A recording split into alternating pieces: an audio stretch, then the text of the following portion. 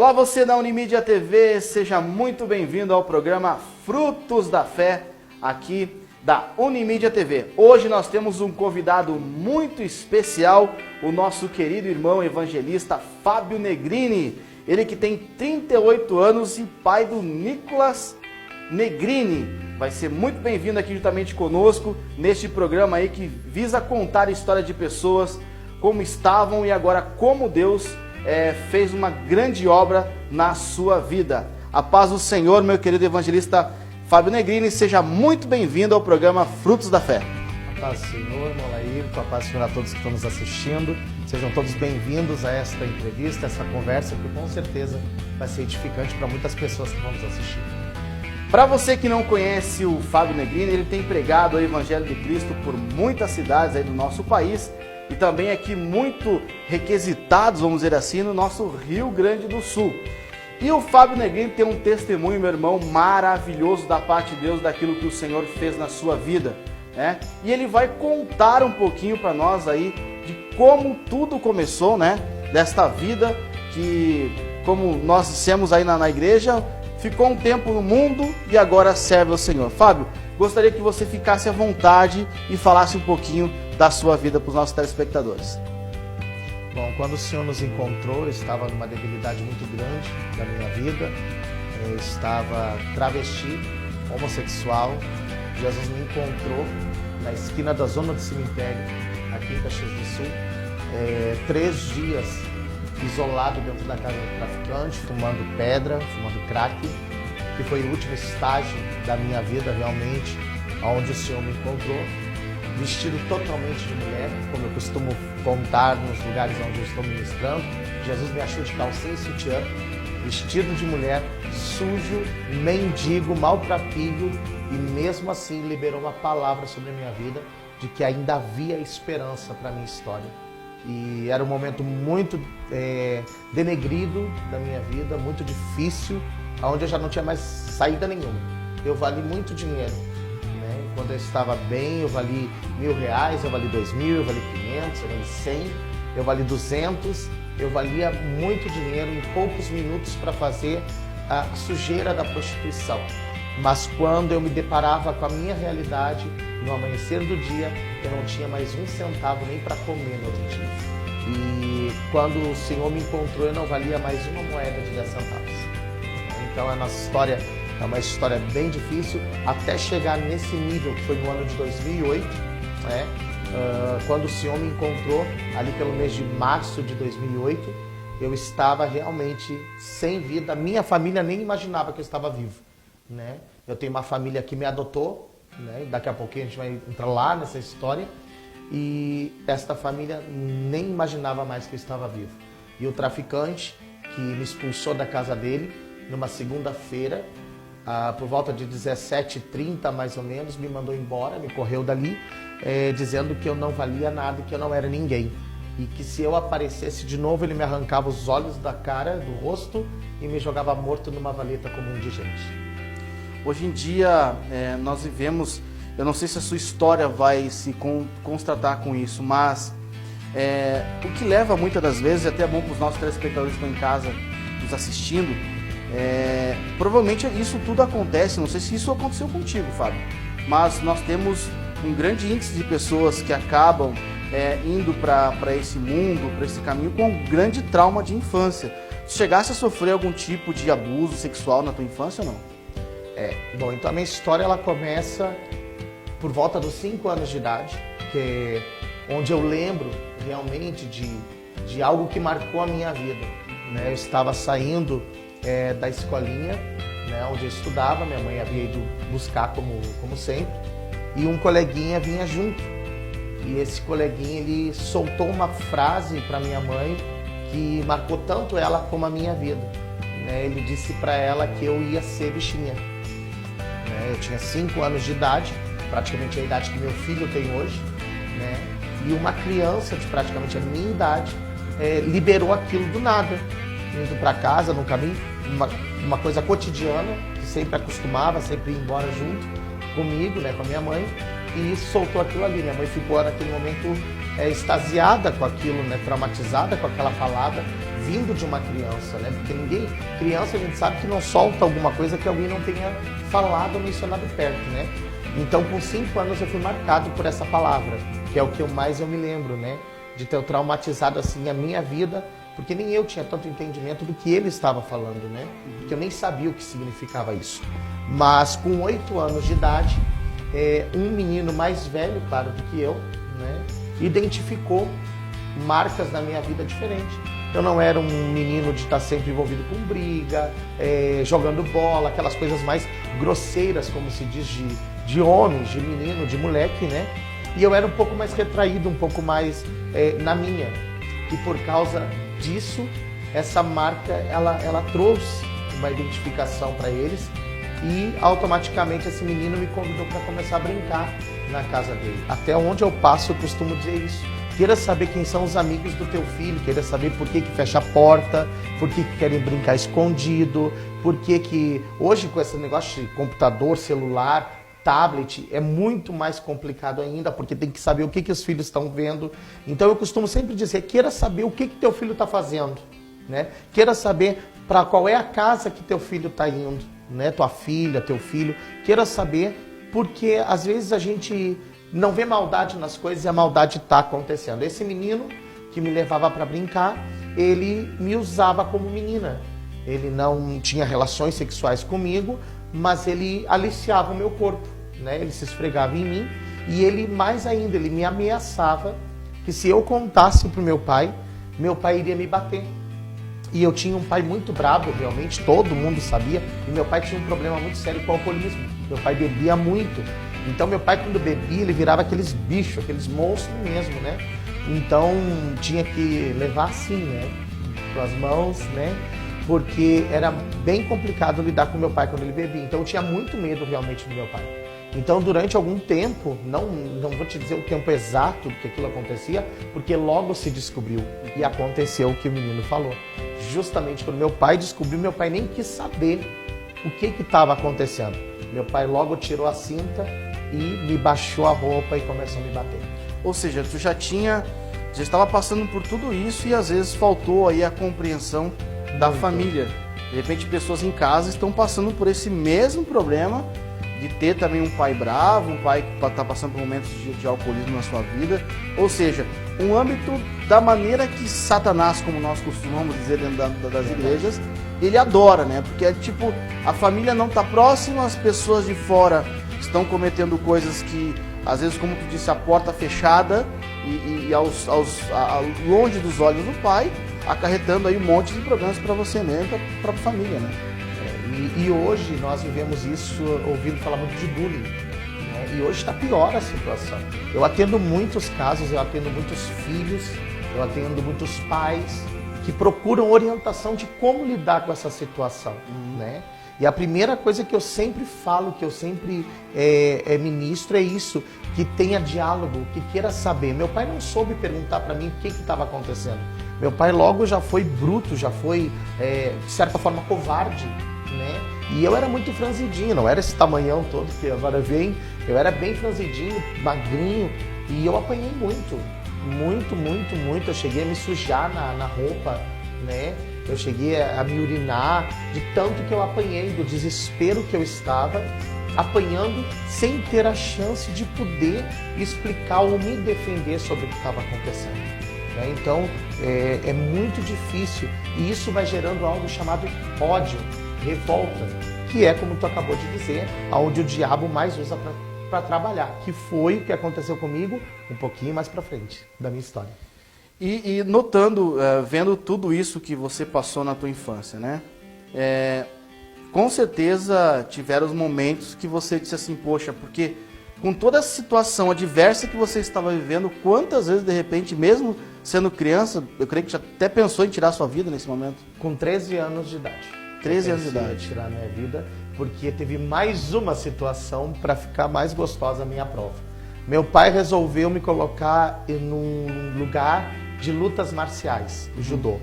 Ele resolveu me colocar para mim ficar mais masculino, para mim ficar mais homem, e achou que aquilo ali seria uma boa estratégia e me colocou nesse lugar. E de fato eu fui para para esse judô, comecei a cursar, fazer o treinamento, aquele negócio todo. Só que o professor identificou também na minha vida alguma coisa. Não abusou de mim, mas questionava muito se meu pai me batia, como era a relação do meu pai comigo. E eu nunca entendia aquelas conversas. E já na minha infância, por ali, pela minha mocidade, eu comecei a desconfiar porque eu não sabia que eu era filho adotivo. Na verdade, eu fui registrado com uma outra menina como irmão gêmeo dela. Eu fui registrado no mesmo dia, porém não no mesmo ano, porque não queriam que eu descobrisse que eu era filho adotado, né? Então, quando eu já estava naquele processo de raiva pelo que tinha acontecido, eu estava, acredito eu, que estava me curando, de certa forma, daquele trauma, eu entrei em outro. Porque esse professor de judô, ele chamou meu pai na véspera do meu aniversário, porque a minha mãe, ela tinha o hábito de fazer, como nós fomos registrados no dia 2 de novembro, que é dia dos finados, ficou como meu aniversário, 2 de novembro, a minha mãe tinha o hábito de fazer a festinha da gente no outro dia, porque daí tinha que respeitar os mortos, aquele negócio todo, então minha mãe fazia. E aí fazia aquele negócio, festinha, trazia os colegas de aula, os coleguinhos, os amiguinhos da rua. E no dia 3 de novembro, que eu estava completando 13 anos, no caso, no dia 2, no dia 3 de novembro, que ia ser a festinha, eu tinha saído para ir cortar o cabelo e eu tinha naquele dia aula de judô e não fui. E o professor chamou meu pai lá na sala e contou uma história que até hoje eu me pergunto de onde foi que ele tirou. Ele tirou uma história que eu estava gazeando a aula, que eu não ia para as aulas, que eu tinha uma turma da pesada que eu andava. Ele criou uma história que quando meu pai me perguntou, nem eu sabia o que responder, porque eu não sabia de onde tinha saído aquilo. E quando eu cheguei em casa, eu tinha ido cortar o cabelo, me arrumar para o aniversário, para a festinha. Quando eu cheguei em casa, devia ser por volta de umas 15 horas, 15 alguma coisa, eu tenho muita riqueza de detalhes, né? Porque coisas que nos marcam, a gente grava muito. É verdade. Né? E por volta desse horário de 15 e pouco, 15h30, por aí, eu cheguei em casa e minha mãe foi correndo no portão da minha casa e disse: Fábio, me conta a verdade, o que está acontecendo, o que houve? E eu sem saber. Eu lembro que eu estava mascando chiclete, e minha mãe botou o dedo dentro da minha boca e arrancou o chiclete que eu estava comendo e disse: fala para mim. Nisso meu pai já veio daquele jeito, transtornado, e queria saber o que eu estava fazendo, que eu não estava indo para o curso. Eu, sem respostas, meu pai me levou lá. Me levou lá na cara do professor. E mais uma vergonha eu passei. Porque o professor de judô falou na minha cara que ele me alertava que eu não era para andar por aquele caminho que eu estava andando. E meu pai nem deixou eu falar. Simplesmente meu pai disse assim: deixa comigo. E eu lembro que meu pai tinha um Fusca. E meu pai tinha o hábito de tirar o banco do lado do Fusca, do carona, e porque meu pai trabalhava com muamba, essas coisas de Paraguai, e botava tudo ali para sair vendendo. E a gente sentava no banco de trás. Eu lembro que quando eu sentei no banco de trás, que eu fui me acomodar, eu só vi um tapão na minha cara, minha cabeça ir para trás. E ali meu pai começou a me bater, né, de tapa, de soco, de raiva, muita raiva de mim. Ele tinha muita raiva de mim. E ali ele começou me batendo, eu fui dali daquele lugar que dava mais ou menos 11 quadras, porque onde eu estudava era a mesma rua da casa onde eu morava. Então dava 11 quadras até minha casa. Eu nunca foi tão longe aquela volta para casa. E além disso tudo, de apanhar no carro, eu já cheguei com a cara toda transformada, porque meu pai era muito forte. Né? Eu já cheguei com a cara totalmente transformada já, de tanto apanhar. Todo mundo tinha um barzinho do lado da minha casa. Todo mundo na frente viu eu chegar com o rosto daquele jeito. E dali por diante foi só pancadaria. Apanhei de cinta, apanhei de chute, apanhei de tudo que foi jeito, sem ter feito alguma coisa. Ou seja, Fábio, para o pessoal de casa que está nos assistindo, muitas das vezes as pessoas acham que a pessoa já nasce com um gênero, né? Para ser homossexual, enfim, ou gênero ruim, né?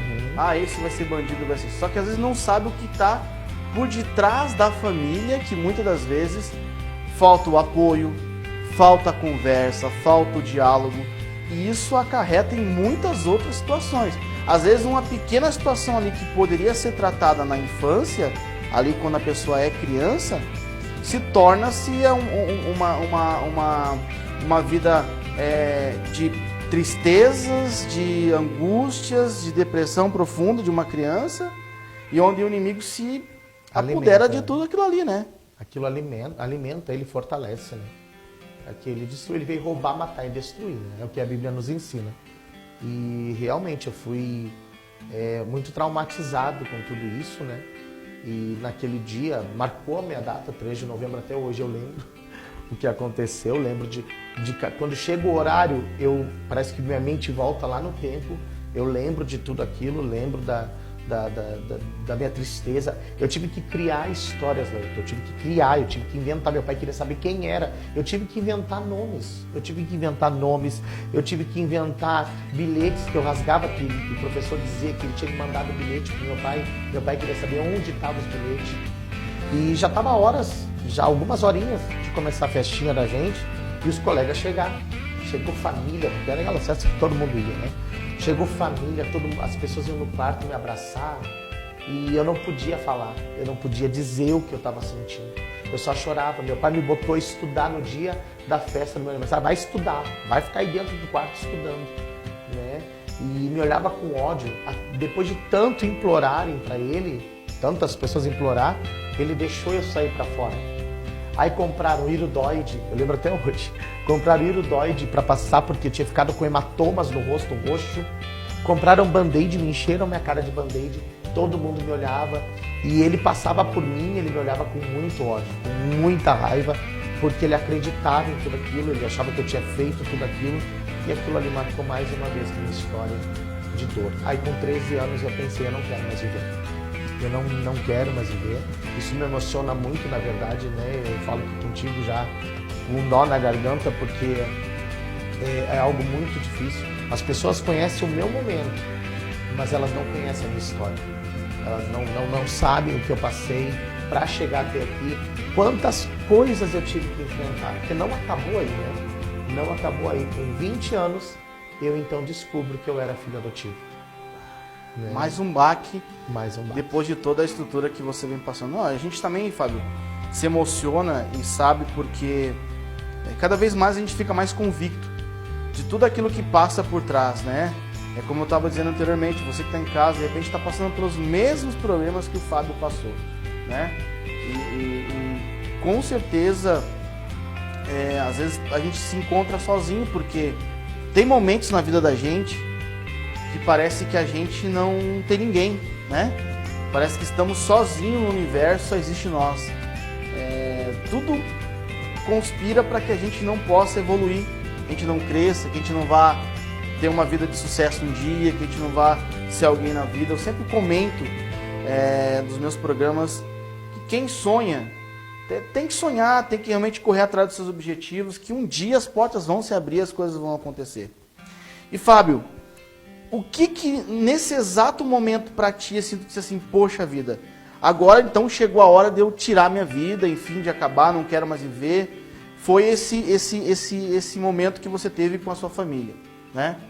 Mas como foi esse processo? Porque às vezes é difícil o pessoal em casa, poxa, como é que o cara vai chegar e tirar a sua vida? Ou pensar em tirar a sua vida, né? Como é que foi esse processo aí, depois de tudo que você passou no aniversário, dali pra frente? O que aconteceu aí para que você disse, não, agora não quero mais saber? Bom, com toda essa conturbação, essa retaliação contra a minha vida mesmo, eu continuava sendo um menino muito estudioso. Eu terminei o ensino médio com 16 anos, sonhava fazer meu vestibular na FURB, lá em Rio Grande, onde eu morava, né, Fundação Universidade do Rio Grande.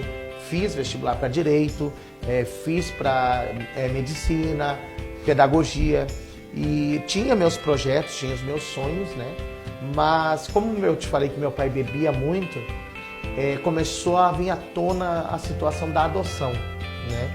Meu pai bebia, aí queria conversar. E quando conversava, vinha e começava a contar. Ele dizia muito para mim, tu és o filho que eu nunca tive.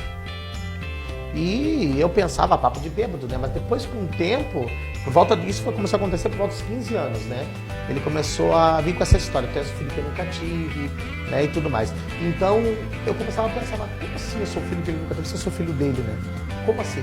Nisso, nessa rua, né, que eu morava, que o pessoal era tudo mais entrosado, todo mundo conhecia todo mundo, já tinha o assunto que havia 3 crianças que tinham sido adotadas naquela rua, né? Havia 3 crianças adotivas. Mas como eu era gêmeo, né, da minha irmã, não podia ser eu o adotado. Aí eu sabia que o filho da pessoa que hoje seria minha madrinha, né, meu padrinho, né, o filho deles era adotado. Isso eu já desconfiava, porque falavam. E uma outra menina. Só que, Laírton, eu nunca imaginava que este filho que os meus padrinhos adotaram porque não me quiseram. Agora que vai ficar o negócio. Agora o negócio vai ficar mais mistério ainda, né? Porque, na verdade, esse casal, que são meus padrinhos, né? Ele era vice-prefeito da cidade. E ele queria adotar uma criança porque a atual esposa não podia ter filho. Eles adotaram esse menino. Porque não quiseram me adotar. E agora entra a parte que daí vai se passar o tempo e eu vou descobrir a minha verdadeira história como filho adotivo. É uma história, para você que está em casa, que eu acho que vai ter o programa A, B e C aqui. É forte. Porque realmente vale a pena você ficar aí, você não sair daí e acompanhar tudo que nós vamos falar aqui, porque com certeza Deus vai falar fortemente ao seu coração. E às vezes as pessoas acham que as soluções, os problemas delas não vão ter soluções. É verdade. Né? E Deus é impressionante como Ele trabalha nos mínimos detalhes, né, Fábio? E como Ele faz as coisas. Às vezes a gente acha assim, poxa, mas eu sofri até aqui. Mas às vezes nós não chegamos no fundo do poço para pegar a impulsão, para sair daquela situação que nós estamos. E Deus tem as suas maneiras de trabalhar conosco tremendamente.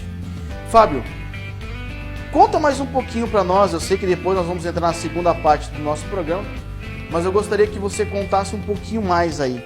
Porque receber esta notícia, né? Receber aí essa notícia, poxa, eu não sou filho de quem eu pensava que era meu pai. Como foi isso, cara? Porque, poxa, eu fico imaginando hoje, você recebeu a notícia com quantos anos? Então, a confirmação, né? Porque eu fui pegando, né? Eu fui pegando detalhes, eu fui ouvindo. Nesse caminhar, né? Dos meus 15 anos, que daí eu já estava ali pelo 2º ano do ensino médio, eu já tinha minhas amizades, né? Eu tinha as pessoas que eu ia conhecendo, a gente era daquele tempo de festinhas e tudo mais, né? De ir pras danceterias, e eu já tinha o meu grupinho. Teve um tempo que eu andava muito com a minha irmã, essa gêmea, que seria a gêmea minha.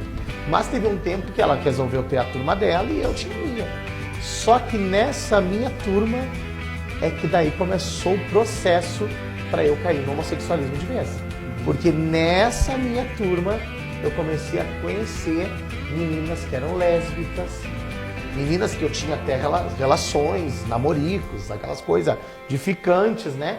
Essas coisas, meninas que eram lésbicas, né? Então, através dessas amizades, eu comecei a conhecer o mundo homossexual. Só que tem um detalhe que eu quero deixar bem claro para as pessoas que estão nos assistindo, que o homossexualismo na minha vida, Laírton, não entrou porque eu gostava de homem. Eu nunca gostei de homem. Nunca gostei de ter relações com homem. Nunca gostei de homem. Entende? O homossexualismo entra na minha vida a partir de agora. Do que eu vou contar agora. Dessas amizades que eu comecei a ter e as oportunidades que o diabo começou a encontrar para me colocar nessa situação. Ou seja, Deus tem um projeto contigo e o diabo sabendo disso, vou armar, como diz no interior de São Paulo, as arapucas para que o Fábio caia. Isso, né? Aí. Então começou a usar essas situações, essas artimanhas para mim começar a andar caindo. Tanto que eu comecei a frequentar boates gays, eu comecei a frequentar festas gays, mas eu não ficava com homem, eu ficava só com as mulheres. né? Até tinha uma certa represália contra mim, porque diziam para mim que eu ia para as festas para ficar com as meninas ao invés de ficar com os meninos, né? Então eu passei por tudo isso. Porém, minha família até então não sabia, né? Desconfiava, mas não sabia, né? Que eu estava andando já nisso, né? Então comecei a indo e comecei a ir buscando informações sobre aquelas histórias. Até o filho que eu nunca tive, que meu pai tanto falava. Até que, numa situação que foi minha mãe arrumando os documentos de casa, arrumando gaveta, arrumando essas coisas assim de casa, estava a minha certidão e a certidão da minha irmã.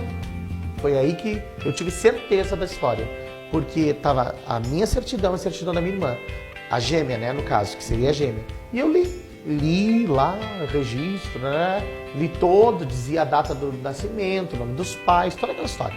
Só que lá embaixo diz assim, eu registro e dou fé. Como ela nasceu no dia 2 de novembro de 1981, ela foi registrada dia 4 de novembro de 1981, 2 dias depois que nasceu. Eu nasci no dia 2 de novembro de 1981, porém, na minha certidão estava registro e dou fé 29 de abril de 82. Que confusão. E aí a minha cabeça ficou virada no que é aquilo. E ali eu comecei a ter certeza. Aí eu perguntei para minha mãe, assim, mãe, por que a Priscila, que é minha irmã, foi registrada 2 dias depois que nasceu e eu fui registrado meses depois, no outro ano que eu nasci? E a minha mãe gelou, porque minha mãe nunca imaginou que eu fosse dar, né, atenção para uma coisa dessas. E ela disse, é que tu teve muito doente. Na hora eu pensei comigo, então eu não era ninguém no hospital? E ali começou, e até que realmente um dia uma amiga, né, dessas da gangue, né, veio e disse, Fábio, eu descobri uma coisa, a criança que é adotada é o fulano, a fulana e tu. Poxa, descobri isso pela boca dos outros. Dos outros. Uhum. E aí eu cheguei em casa muito brabo, eu lembro que eu cheguei em casa muito brabo, e naquele dia, tipo, meu pai perdeu a brabeza, coisa, por quê? Porque eu cheguei e disse, que história é essa que eu sou adotado? Como é que eu sou adotado? Né? E meu pai, ninguém falou nada, né? Mas, isso tudo, eu já devia ter uns 17, 18 anos, por aí, uns 18 anos, já caminhando. E entre 19 e 20 anos, lá pelos 19, 20 anos, então numa briga com a minha irmã mais velha, numa discussão de irmãos, aquelas bobagens de briga daqui, briga dali, eu brabo, falei pra minha irmã, a minha irmã veio pra me bater, a mais velha, né, veio pra me bater no rosto, e eu peguei a mão dela e disse, nunca mais tu tenta bater no meu rosto, porque nem do meu sangue tu é. Quando eu falei isso, minha mãe estava lavando a louça, porque era logo após o almoço, estava lavando a louça, ela largou o prato assim com tudo na pia, pá! E a gente se assustou, né, na hora, porque ela largou aquilo daquele jeito, e ela virou para trás e ela disse assim, eu lembro até hoje, ela disse assim, chega, eu não aguento mais, o que eu sei até tu ter chegado nos meus braços, eu vou te contar agora. Quando ela falou isso, eu ainda estava naquele êxtase da brabeza, brigando com a minha irmã, mas quando caiu minha ficha, até tu chegar nos meus braços eu vou te contar o que eu sei, me deu um desespero na alma e eu saí correndo. A minha casa tinha um corredor, a cozinha ficava para os fundos, né, no caso. Tinha um corredor, eu corri até o portão e como era tudo fechado a chave, eu não conseguia abrir o portão. E a minha mãe veio, eu caí de joelhos, chorando muito. Ela me levantou e ela disse, tu quis saber, agora tu vai saber, porque eu não aguento mais viver com isso. E ali ela me sentou no sofá, junto com a minha irmã mais velha, com a minha irmã que seria a gêmea comigo, e começou a contar a minha história, que é o que eu vou te contar agora. Nós vamos agora para um breve intervalo comercial, e você fica ligadinho que a história aqui tem... O Fábio veio para cá no programa Frutos da Fé para contar tudo, tintim por tintim, aí, detalhes por detalhes. Nós não vamos deixar de escapar nada aqui, de tudo que está acontecendo na vida dele aí, né? De tudo que aconteceu, de todo esse processo. Então, nós vamos para um breve intervalo comercial e daqui a pouquinho a gente volta aqui para o Fábio continuar contando essa linda história, que com certeza é impactante e de repente você pode estar passando pelos mesmos problemas e Jesus tem sempre uma solução para você. Nós já voltamos.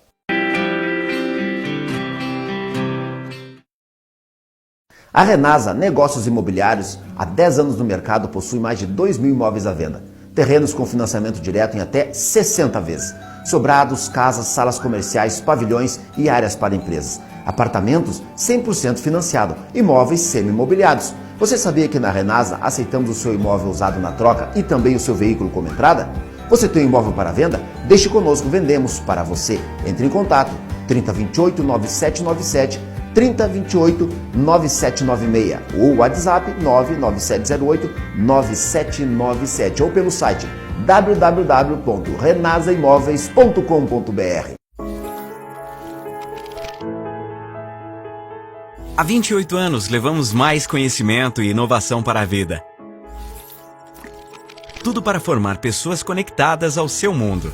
Nossa meta é chegar ao final de 2019 com mais de 8.000 alunos, distribuídos na sede de Caxias do Sul, na Serra Gaúcha, nas unidades próprias em Bento Gonçalves, Novo Hamburgo e Porto Alegre, e em mais de 13 polos de ensino à distância espalhados no sul do Brasil e no Uruguai.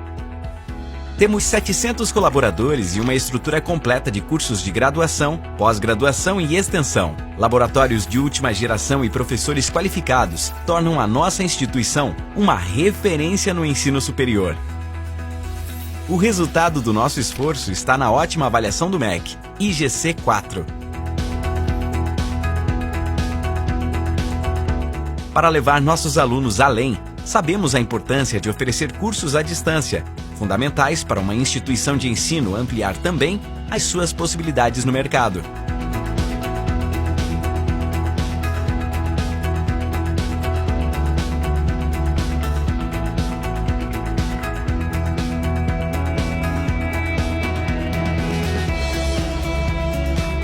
De acordo com a pesquisa de cenário Brasil Hopper, a oferta EAD foi estimulada pela regulamentação do MEC e oportunizou a expansão de novos cursos e novos polos EAD em todo o Brasil.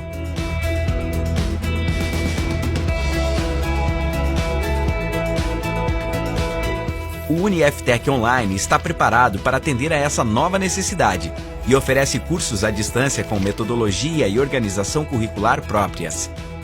E para acompanhar a evolução desse mercado que só cresce, novos polos EAD estão sendo criados. Nossa projeção é ampliar a atuação de forma significativa, com crescimento de 25 polos por ano, ampliando nossa participação em cidades com 100, 200 e 300 mil habitantes gradativamente. Queremos chegar em 2021 com 100 polos. Tudo isso para estimular nossos alunos a fazer a diferença e buscar o novo todos os dias.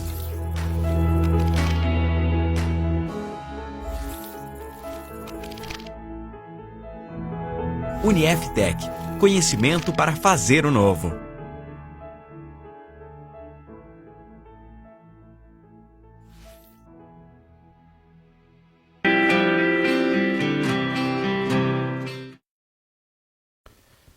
Olá, meus queridos, estamos de volta com o programa Frutos da Fé. Hoje aqui do meu lado como convidado aí, depois de muita tentativa, porque a agenda do rapaz é concorrida, o nosso querido evangelista Fábio Negrini, que está aqui contando um pouquinho da sua história, ex-travesti, e agora aí Deus fez uma grande obra na vida dele. Ele estava contando para nós sua história de infância, como é que passou um processo aí muito dolorido, e parou no bloco anterior, né, Fábio? Contando aí que a mãe estava prestes a contar que você então era um filho adotivo. Por gentileza, continue para os nossos telespectadores essa história maravilhosa aí. Então, já por volta dos 19 anos, como eu estava contando, 19, 20 anos, no meio de uma discussão, como eu falei anteriormente, com a minha irmã, na hora da raiva ali, explodindo, né? Minha mãe então usou aquele momento para me trazer essa revelação de que eu era um filho adotivo. Nesse momento, bateu o desespero, ela me sentou e disse: agora eu vou te contar a tua história, né, até o momento que tu chegou nos meus braços. Porque antes disso eu não sei, só sei até o momento que chegou nos meus braços.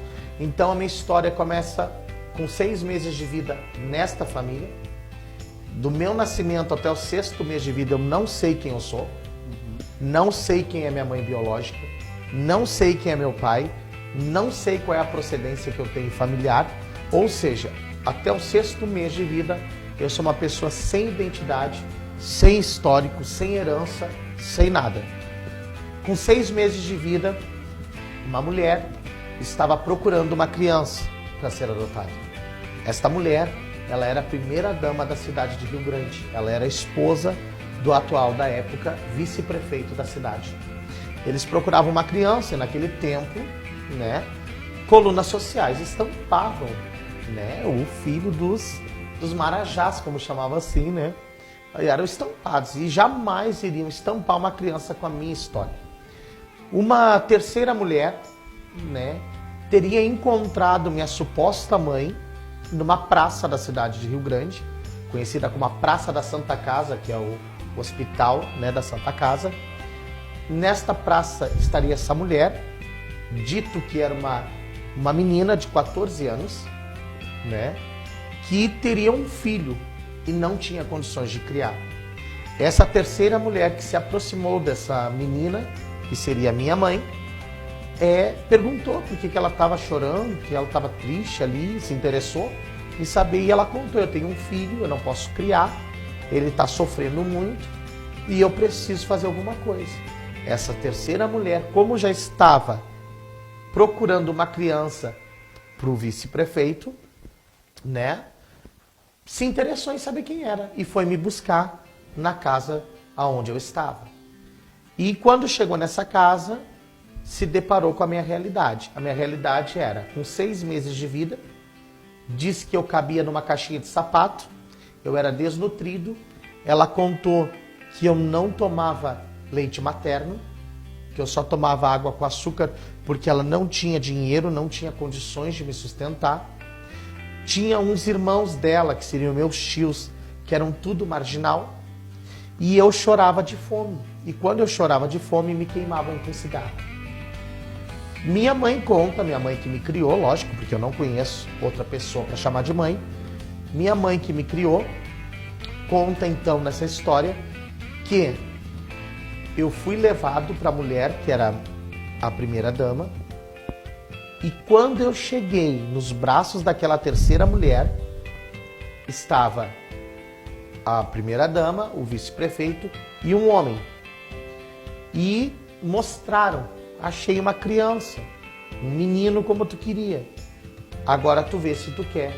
Quando me viram queimado de cigarro e todo cheio de ferida de sarna no corpo, porque eu tinha sarna em todo o corpo, o vice-prefeito exclamou desse jeito: isso aí não serve nem para isca de tubarão. Isso não serve nem para pesca, para isca de pesca. Porque Rio Grande, para quem não sabe, é conhecido como a terra da pesca, a terra do mar. Então ele largou aquele deboche de que eu não servia para nada. Foi a primeira vez, Laírton, que alguém olhou para mim e invalidou a minha vida e disse: isso não presta para nada. Resolveram então que não iriam ficar comigo, enrolaram a criança e estavam saindo.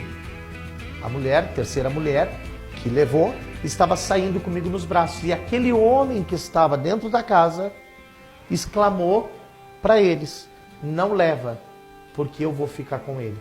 Esse homem é o meu pai atual, que me adotou, que estava naquele dia. Por isso, Laírton, que eu quero encher a boca para dizer que quando a gente é escolhido de Deus, Deus cria situações para nos guardar. E sabe quando eu lembro disso? Quando eu lembro da minha história, tu deve lembrar de Moisés. Quando tentaram matar, quando tentaram destruir, quando tentaram acabar com ele, mas o Senhor fez com que ele chegasse no lugar certo para ficar até certo tempo naquele lugar sendo cuidado, sendo tratado, permitiu Moisés matar um homem, fugir para o deserto, para no deserto encontrar com ele. Nós vivemos uma geração hoje, né? Estamos prestes a este ano que está por vir 2020, e nós vivemos uma geração que ficou marcada pela depressão, pelo bullying, né? Uma geração que está vindo aí com outras drogas surgindo no mercado, enfim. E vimos tantas histórias, né, Fábio? Tantas histórias. Tantas pessoas que estão passando por momentos delicados na sua vida. Pessoas que podemos assim dizer que talvez não vão encontrar no primeiro momento uma solução. Mas como Moisés, como tu mesmo disse, né? Passou por tudo aquilo. Né? Deus sempre guarda algo especial para nós. Sempre vai ter alguém que vai nos...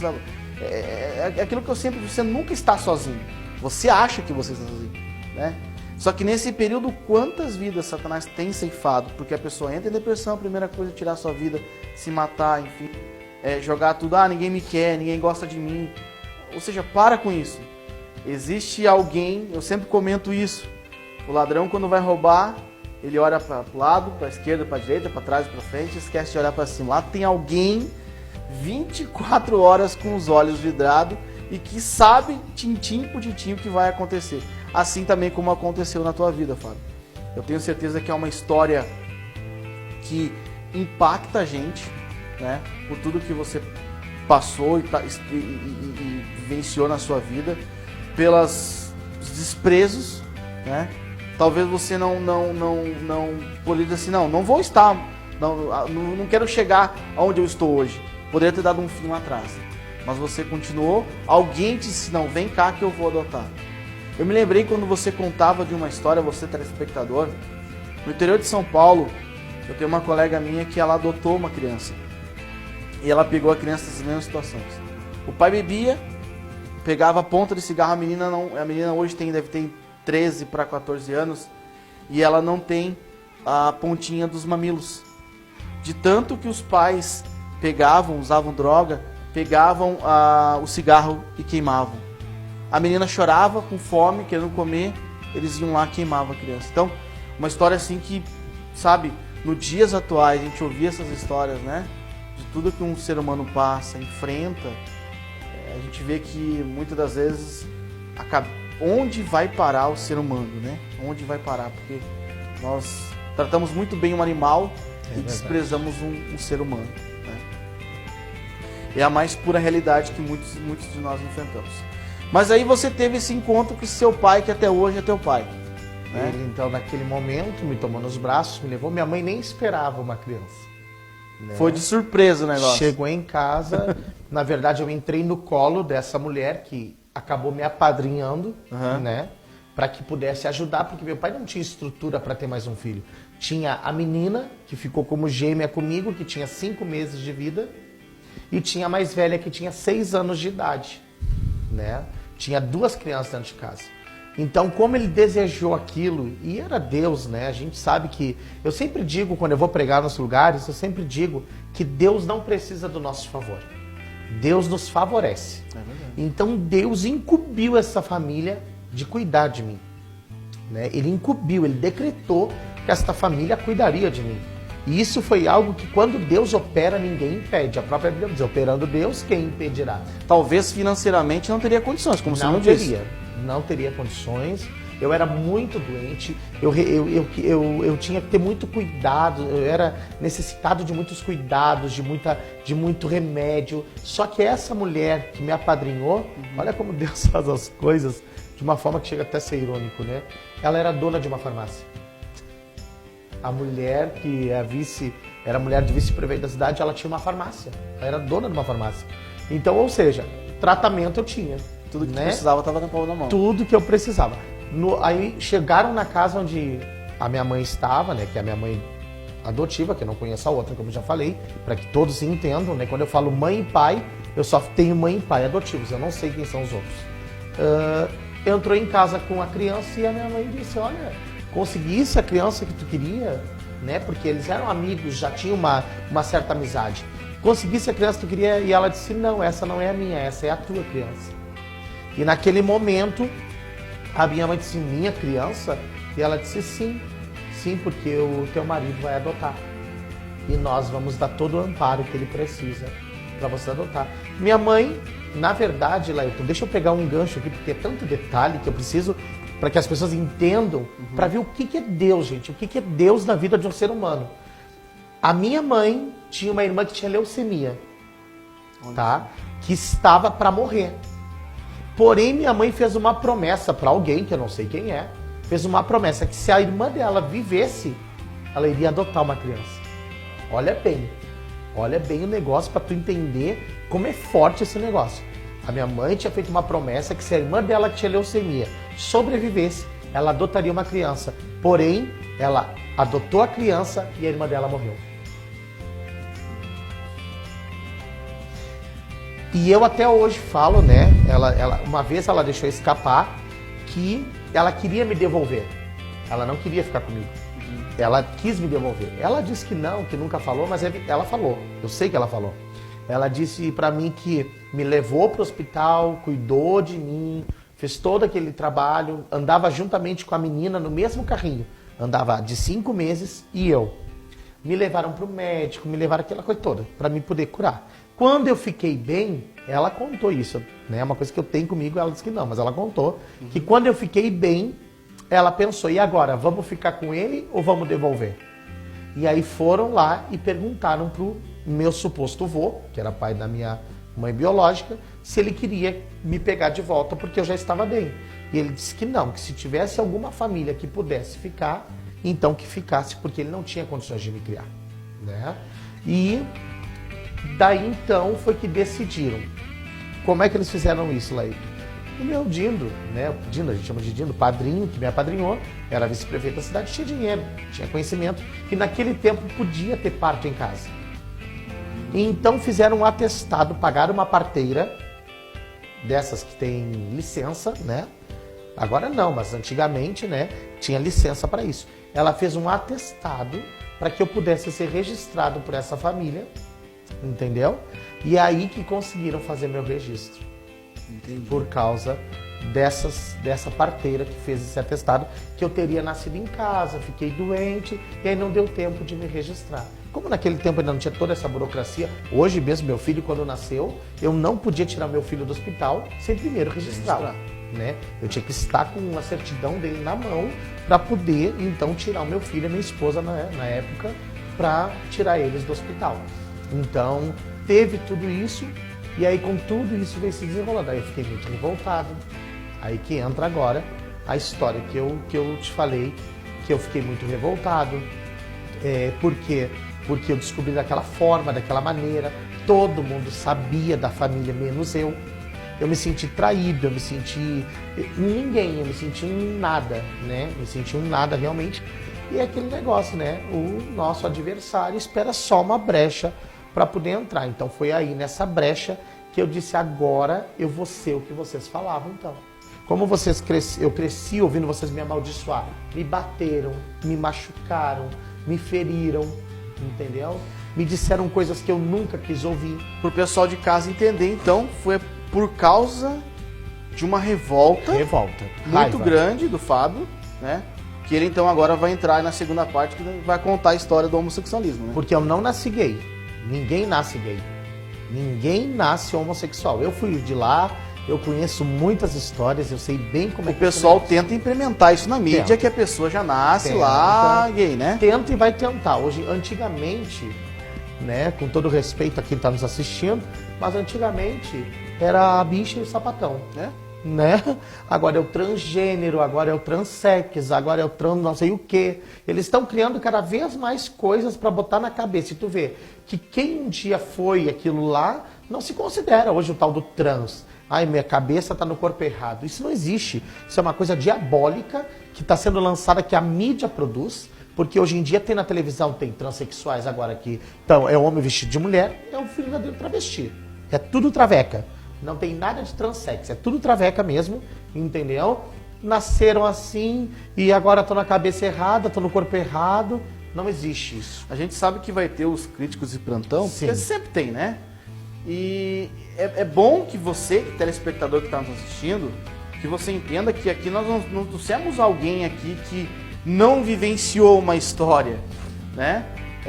Realmente sentiu na pele o que é todo esse processo aí. E que está dizendo para você, ninguém nasce dessa forma, né? Não. Já Ninguém tem um nasce. processo aí. É uma orientação, é algo que as pessoas... Por exemplo, se não tivesse isso na televisão, ninguém ia ver. Moda. Entendeu? Nós temos um costume aqui no Brasil, Fábio, eu sempre comento isso, desde quando eu estudava ali na terceira, quarta série. O brasileiro tem costume de tudo que bomba nos Estados Unidos, vou colocar o nome lá da empresa dele americana, eu gosto de usar camiseta com o nome lá dos Estados Unidos, e tudo que vira moda nós temos tendência. Assim como ser evangélico. Hoje em isso dia, aí. para muita gente, ser gospel é moda. É moda. Né? A gente vê artistas É isso aí. usando o meio circular gospel para crescer na vida, para ter audiência no YouTube, para ter visualização. Eles chegam a se batizar para poder viralizar. Por quê? Porque dão ibope para essas coisas. Entendeu? E se tu vai ver, quem mais dá ibope para isso não é os ímpios, é os crentes. Quem dá ibope para esse tipo de coisa são os cristãos, aqueles que estão dentro da casa do Senhor, entendeu? Num tempo onde as pessoas, Laírton, deixa eu abrir esse gancho, num tempo onde as pessoas duvidam da minha libertação, mas acreditam que o fulano rapper, que o Beltrano funkeiro, que a fulana internacional morreu, se batizou, morreu nas águas e é nova criatura, sendo que nunca abandonou as práticas do pecado. E é agora que o negócio começa a pegar fogo, porque veja bem, e isso tu convive com isso até hoje. Como tu disse, tu vai nas igrejas por aí, as pessoas acham que tu continua ainda fazendo as coisas erradas e tal, mas que na verdade houve uma libertação tremenda na tua vida aí, né? O que acontece? As pessoas julgam muito pelas marcas, as marcas da minha vida. Eu tenho as marcas, por quê? Deixa eu voltar lá para os meus 20 anos, quando eu me revolto, quando eu começo a colocar, agora eu vou ser, agora vocês vão ver, agora vocês vão pagar por tudo, porque era a forma que eu tinha na minha cabeça. De envergonhar a família inteira. Era a forma que eu tinha de me vingar, de agora vocês vão sentir o que eu senti. Porque eu apanhei sem ninguém me perguntar o que eu tinha feito. Eu levei surras medonhas por causa disso. E isso eu falo no meu DVD. Eu tenho um DVD que eu gravei no ano de 2012, que hoje, graças a Deus, já ganhou muitas almas para Jesus. Já anda por aí, pelo Brasil, afora, até fora do país, já andou. E no meu DVD eu conto isso e meu pai está sentado ouvindo. Porque o meu pai e a minha mãe vieram para a gravação do meu DVD, que foi no Evaristo no Cristóvão de Mendonça, ali na Júlio de Castilhos, e eles vieram, e eu conto, e bem na hora que eu conto, quem fez meu DVD, até hoje eu louvo a Deus pela vida do Ismael Varela, Sim. que foi ele que fez, da equipe Focus, fez um trabalho lindíssimo, é um dos DVDs que, pelo menos que eu escuto, foi o DVD mais bem feito, mais bem elaborado, editado, entende? Foi a equipe do Ismael Varela, e ele... Houve muita sensibilidade para fazer aquele Contou trabalho. a história realmente como ela tem que ser contada. E quando eu conto essa história, abre a tela e divide eu e meus pais ouvindo eu contar aquela história. Então meus pais estão ali testemunhando o que eu estou contando, né? Então só para o pessoal entender. Então eu criei essa revolta, só que como eu já estava andando com aquele meio gay, como eu já estava andando no meio da situação toda, ficou mais fácil para mim me jogar. Porém, eu não tinha contato com homens, não ficava com homens, mas o diabo entrou na minha vida. Preste atenção que o diabo entrou na minha vida agora de uma outra forma. Sabe qual foi? Do glamour. Eu tinha um amigo que era homossexual, claro, era cabeleireiro, mas ele era transformista. Ele participava de concursos de beleza gay.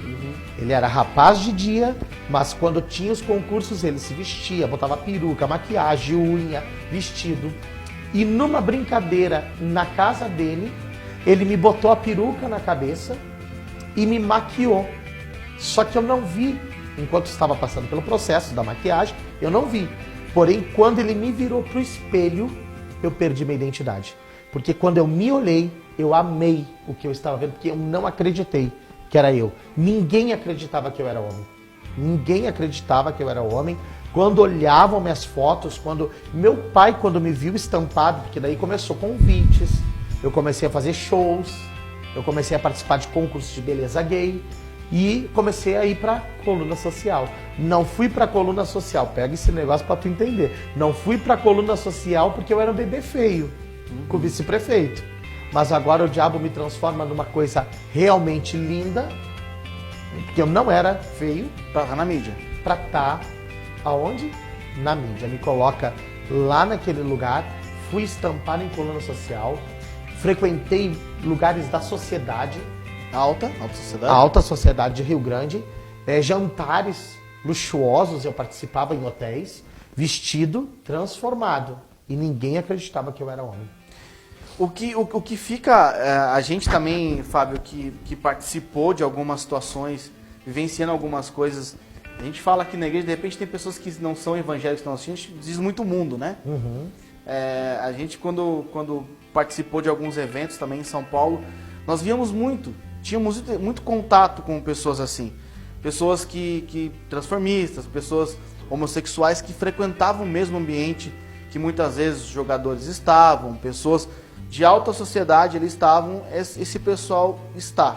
Porque o transformista, o homossexual que tem uma boa aparência, ele não vai estar nesses lugares simples. Até está por muitas das vezes, mas 90% das vezes está nos lugares onde realmente está o poder do dinheiro, né? É ali que mais acontece esse tipo de coisa. E aí, então, ou seja, o inimigo atingiu o primeiro objetivo dele, que era te colocar e com que a tua família visse agora você estampado numa capa de revista, jornal. Capa de revista, fiz fotos para revista, participava. Aí todo mundo começou a conhecer, né? O transformista, né? Começaram a conhecer pelo nome que eu usava, a caracterização. Eu era convidado para fazer festas, entrar em boates, entrar em festas. Então todo mundo, porque cidade pequena, né? Rio Grande não é uma cidade tão grande, todo mundo se conhecia, né? Então muitas pessoas que me conheceram naquela época viam, olha lá o Fábio, olha vestido de mulher e tal. Queriam tirar foto, aqueles negócios todos, jogava aquele confete, né? E eu comecei a crescer algo que todo ser humano que começa a ser baixo do lado cresce, o ego. Né? Comecei a me tornar uma pessoa soberba, uma pessoa arrogante, comecei a me tornar uma pessoa... A minha família começou a me engolir, me aceitar por causa da história da adoção, né? Então, ou seja, agora ele já sabe, então nós vamos ter que tolerar, nós vamos ter que aceitar. Meu pai se dobrou, meu pai que era tão brabo, se dobrou a ponto de aceitar o homossexualismo na minha vida e aceitar também que eu estava vestido de mulher. Quando ele me viu no primeiro jornal, na coluna social, ele disse, nossa, Fábio, tu que anda por aí, não conhece esses transformistas aqui, citou o nome, eu nem sabia que eu ia estar na coluna social. Quando eu vi, estava eu lá todo com um coque, uma peruca toda desenhada, trabalhada no penteado, todo maquiado, e meu pai impressionado de ver a beleza que estava ali. Eu disse, claro que eu conheço, sou eu. Aí foi o dia da minha vingança, eu enchi a boca para dizer, sou eu, né? Sou eu esse aí. Né? Então dali começou todo esse processo. Só que a minha soberba, a minha arrogância, mesmo sem eu saber, tinha um projeto, tinha um processo. E Deus me tirou dali da minha casa. E aí começa a peregrinação do travesti. Porque até então eu era só um menino que se vestia de mulher para participar de concurso. Agora eu sou obrigado pela vida, entende? Porque ao mesmo tempo, né, Fábio, que abre portas, fecha portas. Fecha. E é necessário que feche. Porque Deus precisava me encontrar. Né? Aí é que entra a história de Moisés. Deus precisava tirar Moisés do palácio. E a única forma que ele encontrou de tirar Moisés do palácio foi ele se sentindo culpado de ter matado aquele soldado. Entende? Então a única forma que Deus encontrou de me tirar daquela casa foi a soberba e a arrogância. Numa briga com a minha mãe, numa discussão, minha mãe começou a gritar como se eu fosse bater nela. E meu pai, brabo já de tudo, tinha que aguentar, me mandou embora. Pega tuas roupas e some daqui.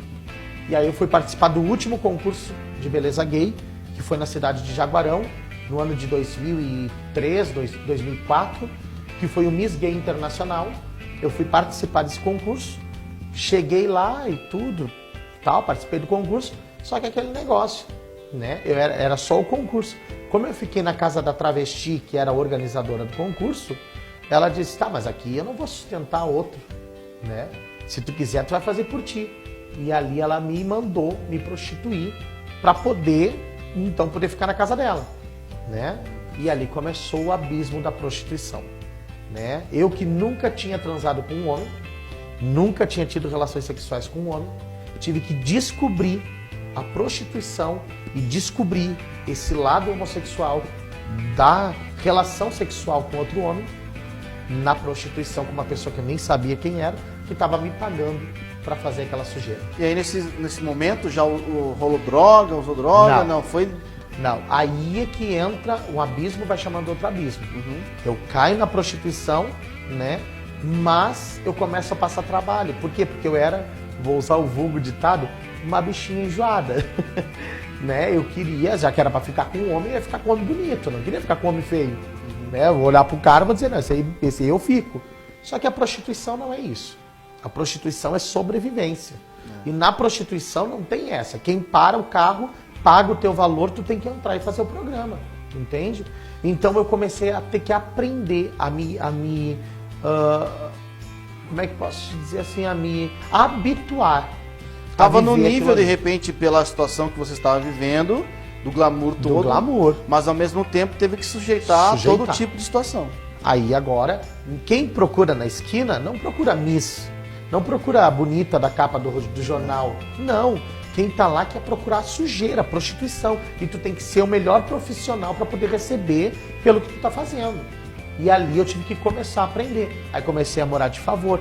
Foi a primeira vez que eu conheci a tal da cafetina, que tu não pode ficar na cidade se tu não morar na casa da cafetina e pagar para ficar na esquina. Ali começou tudo. Então, ou seja, eu tive que começar a aprender para poder me virar e sobreviver. Eu chorei muito. Eu chorei muito nessa história, nessa etapa da minha vida. Chorava muito porque às vezes eu não tinha dinheiro para comer. Eu fumava, não tinha dinheiro para comprar meu cigarro. Continuava com o pensamento de ódio contra os pais nesse momento ou já havia passado? Olha, agora eu achava que eu estava lá por causa deles. Entende? Agora eu achava que eu estava naquela situação. Satanás já fez uma confusão mental total ali. Agora eu estava ali porque eles me mentiram, porque eles me jogaram ali, porque se eles tivessem me contado a verdade desde o início, eu não teria sofrido tanto. Né? Mas o que mais me machucava foi as surras que meu pai me deu. Aquilo ficaram marcadas. Aquilo motivava eu a continuar. Eu não procurava mais eles, eu não procurava mais, eu não ia atrás, né? Não dava notícia. Às vezes eu ligava, às vezes eu não ligava. E ali eu fui indo para um abismo, até que eu conheci a cocaína. Né? Conheci a cocaína através de um cliente, e ele não fazia programa, não fazia sujeira, né? Ele só cheirava e queria companhia para cheirar. Né? Como eu sempre estudei, sempre soube os danos da droga, é claro que eu não ia usar.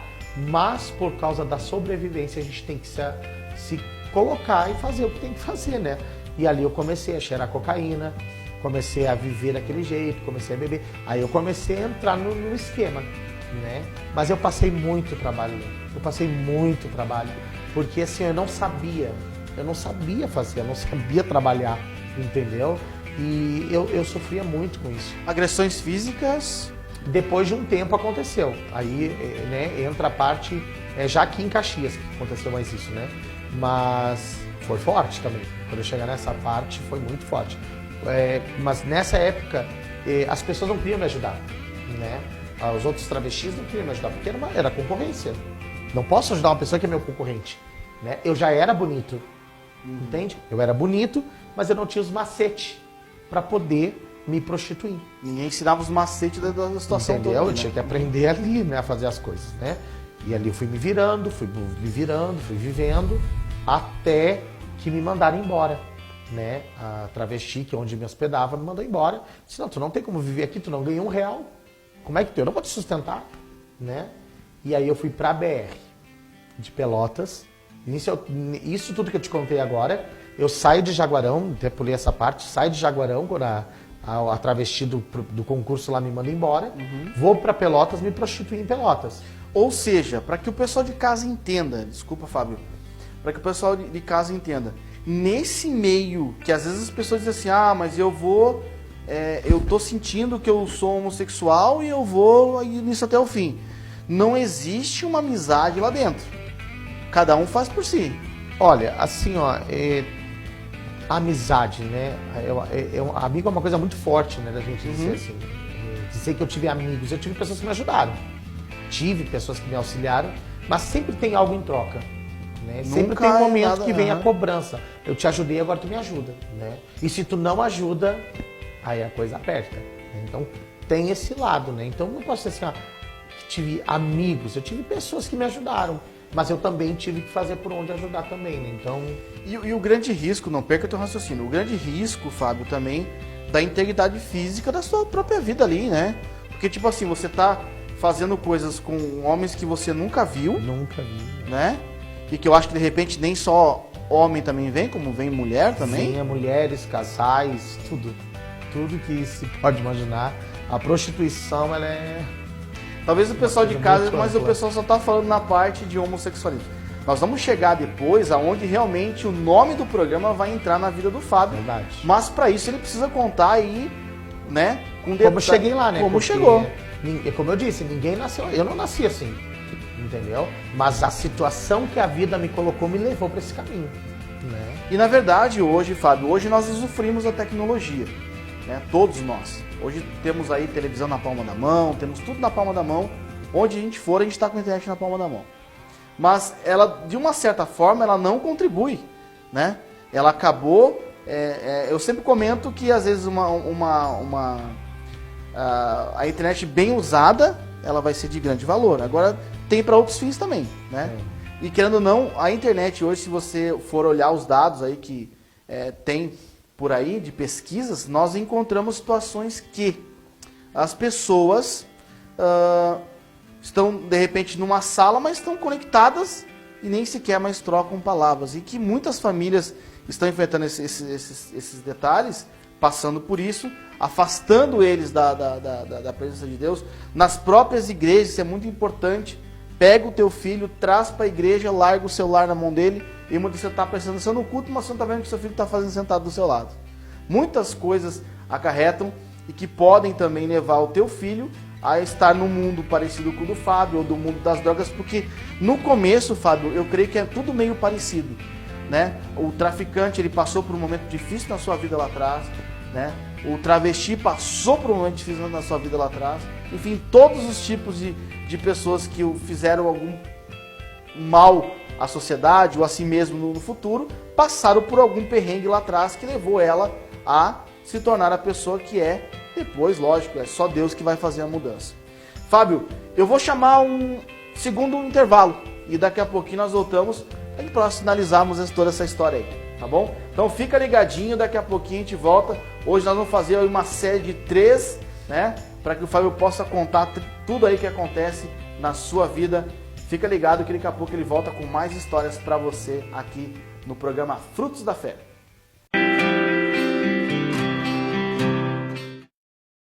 Tá querendo construir ou reformar? Já andou muito por aí procurando as melhores ofertas? Vem para a América! Temos ofertas em todos os setores da loja. Veja nossas promoções. Lâmpada 9 watts de R$ 9,90 por R$ 6,90.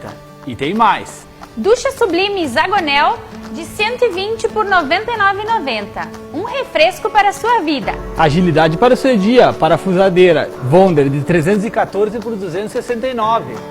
Venha para a nossa nova loja, que inaugura dia 30 do 11. Aqui tem promoção todo dia. É Rua Conde Deu, 1168, bairro Bela Vista. Telefone 3228-7112. A gente é assim. Chega uma hora que quer mais é aproveitar o que já conquistou. A gente já tem experiência suficiente, já conhece os atalhos. Quer mais é ver o bom da vida. Sem pressão. A gente tá no comando, tem controle, sabe dos nossos limites. A gente sabe que excesso de velocidade é perigoso, mas acaba se arriscando, até que um dia você sabe. A gente sabe o que tem que ser feito no trânsito, basta fazer. Estamos de volta aí ao nosso terceiro bloco aí. Já falamos 2 blocos anteriores aí dessa linda história, né? Realmente já dá para dizer aí que o Fábio Negrini é realmente um frutos da fé, com certeza. Uma linda história que rendeu aí para nós 3 blocos intensos de muita história, de tudo que Deus fez, né? Fábio que era ex-travesti e hoje pai de família, evangelista da obra do Senhor, prega aí para o Rio Grande do Sul inteiro e também o estado todo, o Brasil inteiro, e com certeza tem sido uma bênção na mão de Deus. Meu irmão, Deus continua transformando vidas e Ele pode também transformar a sua vida. E o Fábio estava contando para nós aqui como foi toda a trajetória, aprendendo a viver essa vida de travesti, aprendendo tudo sozinho, passando os perrengues todos, dormindo em posto de combustível. Conta aí, Fábio, para nós como é que foi aí essa passagem. É uma saída realmente muito difícil, né? Porque Há caminhos que a gente acha que são bênção, na verdade eles são trevas, né? Por causa dessa vingança que eu desci no meu coração, essa raiva, esse desejo de machucar quem tinha me machucado, que seria a minha família, né? Por terem me mentido, me omitido a história da minha vida. Na minha cabeça, né? Era um crime o que eles estavam fazendo comigo, né? Na minha cabeça eles tiraram o direito de eu saber quem eu era, o que eu realmente tinha de história. Então hoje eu sou uma pessoa que eu tenho um passado que eu não conheço, né? A não ser esse que eu vivi, né? Mas com a minha família biológica não tenho, nem sei como saberia Até procurar. de repente é uma situação que o pessoal de casa está se perguntando. Tem esse desejo, ou teve esse desejo de conhecer o pai e a mãe? Tenho esse sonho. Eu oro a Deus e peço a Deus que me dê esse presente da minha vida um dia. Deus saber quem realmente é meu pai, minha mãe, se eu tenho irmãos. Às vezes as pessoas dizem, nossa, Fábio, vi um rapaz muito parecido contigo. E eu digo, Jesus, será que não é meu irmão? Né? Ah, Fábio, vi uma pessoa muito parecida contigo. Eu digo, será que não é meu parente? Então, eu posso já ter pregado para minha mãe, eu posso já ter pregado para algum irmão meu, para o meu pai, eu não sei. Né? Então, é uma dor que eu vou carregar até Jesus, se Ele quiser, um dia me mostrar ou me apresentar, minha família, é uma dor que eu vou carregar pro resto da minha vida, né? Pro pessoal de casa que está assistindo, depois o Fábio vai deixar o telefone dele de contato, para você que é pastor de igreja, convidar o Fábio para estar pregando lá na sua igreja, falando também desse belo testemunho. Você que é da rádio também, que quer convidar o Fábio, com certeza vai poder entrar em contato com ele para ele contar esse testemunho na sua rádio aí. Já teve na 93.7, né? 97.9. Isso, lá do pastor Pedro Oliveira. Pedro Oliveira, muito Igrejinha. amigo nosso aqui, né? Tivemos fazendo aí Festival Promessas e Bento Gonçalves juntos. Foi bênção de Deus. Então, você, como o Fábio já foi em outras rádios, quer conhecer um pouco mais da história do Fábio, aqui nós estamos fazendo 3 blocos exclusivos com o Fábio Negrini para ele contar toda a história. Não perdeu o raciocínio, fica ligado aí, né? Então, você, olha, você vai poder, você que de repente conhece a história lá de Rio Grande, conhece a história do Fábio, tem algo que de repente o Fábio não saiba, né, Fábio? Quer contar sobre a família do Fábio? Fica à vontade, procura ele aí, que com certeza ele tem coração aberto e já perdoou tudo, né, Fábio, que aconteceu, já passou, Já, né? hoje já E, somos curados, né? e com certeza vai ser muito bem recebido, porque o Fábio também quer conhecer aí. E com certeza, como de repente já pregou, já cantou, porque também louva ao Senhor, né? Pro pai e pra mãe e não sabe. Então, de repente você que sabe da história, procura o Fábio e conta. Mas prossiga, Fábio. Então tava contando que a gente teve que aprender a viver desse jeito, imagina um menino que vivia só em casa, que era estudioso, que fazia cálculos muito bem feitos, que passava sempre no colégio, agora você tem que aprender a viver uma vida de sujeira, como a prostituição, né? Aprendi a cheirar cocaína, tive que aprender a ser sensual, tive que aprender a ser feminino, por isso as marcas que eu carrego, eu tive que aprender a ser feminino, mesmo muitas vezes tendo que ser homem, né, na situação. Né? Tô muito entendedor, E é isso né? que o pessoal de casa às vezes não entende. É. Que há conversão, mas é aquela As história. marcas. O pecado para Deus não existe pecadinho nem pecadão. É pecado, É verdade. né? Mas a consequência do pecado É isso aí. tem a marca que fica ali, né, Fábio? Essa parte eu vou deixar mais pro finalzinho ali, quando a Isso. gente já tiver convertido, para o povo poder entender. Mas eu tive que aprender, então, a me prostituir. Passei muito trabalho, tive que andar de carona na BR, tive que andar a pé na BR, como eu te contei aqui no intervalo. Tive que caminhar de Porto Alegre até Bom Princípio, numa certa feita. Isso dá dormir. quantos quilômetros mais ou menos? Nem imagino, mas eu sei que eu levei de um dia de manhã, porque nessa época eu já estava em Porto Alegre, né?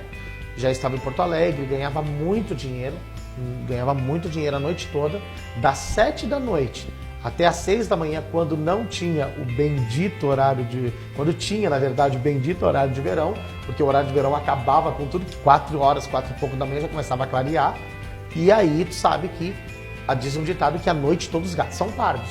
Então à noite eu era todo feminino, todo bonito, né? Mas aí quando amanhecia o dia já começava a vir aquele negócio. Lá em Porto Alegre, da cocaína eu conheci o crack, porque o que impera na prostituição em Porto Alegre é o crack.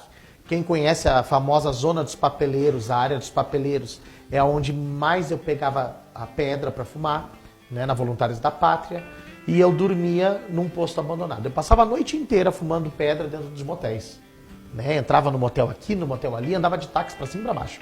Pior que a Angélica andando de táxi. Vou de táxi, eu andava de táxi para cima e para baixo, para tudo que era lado, fumando pedra. Quando amanhecia o dia, eu já não tinha mais R$1 para comer no bandejão de Porto Alegre. Porque o bandejão lá era R$1. Eu não tinha R$1 para comer no bandejão de Porto Alegre. E sabe aonde eu dormia? Num posto abandonado na Avenida São Pedro. Quem conhece Porto Alegre vai se identificar. A Avenida São Pedro é a rua de canteiro. Se eu não me engano, eu acredito que é a única rua de canteiro que tem em Porto Alegre entre Farrapos e Voluntários da Pátria. Quem pega sentido do viaduto até a Garibaldi, ela é, eu acho que é a única avenida que tem canteiro. Nessa avenida, eu falo bem em detalhes para saberem. Quando você passar por Porto Alegre e você passar pela Avenida São Pedro, olha para um posto abandonado que tem do lado direito, quem vai da Voluntários para Farrapos, que você vai ver o posto onde Fábio Negrini dormia quando era travesti. Então eu ganhava a noite inteira dinheiro lá, mas era no posto abandonado que eu amanhecia. Dormia e não tinha onde tomar banho, não tinha tratamento de água, não tinha nada. Era um posto abandonado, um lugar abandonado, onde eu dormia e me refugiava. Dias de frio, dias de chuva, dias de calor, eu estava ali. Comia numa lata de milho e ervilha achada do lixo. Eu comia restos que um amigo meu, um comparsa, que eu já vou chegar nele, né, um garoto de programa, ele ganhava no açougue resto de graxa. Aí vinha uns pedacinhos de carne, às vezes tinha sorte de vir uns pedacinhos de carne. Nós fazíamos fogo de chão e cozinhávamos naquela lata aquela gordura e eu comia. Foi aí que eu tive o primeiro caso mais grave de enfermidade na minha vida, que foi quando eu perdi toda a flora intestinal, né? E hoje é um agravante na minha vida que eu não posso tomar qualquer tipo de água, eu não posso comer comida muito forte, muito pesada, muito gordurosa, que na hora me agride e eu sinto dores horríveis. Inclusive, semana passada eu tive uma dessas dores, desse ataque que eu fui parar até na UPA Zona Norte, aqui em Caxias. De muita dor, tive que cancelar agendas para poder me tratar, para poder recuperar.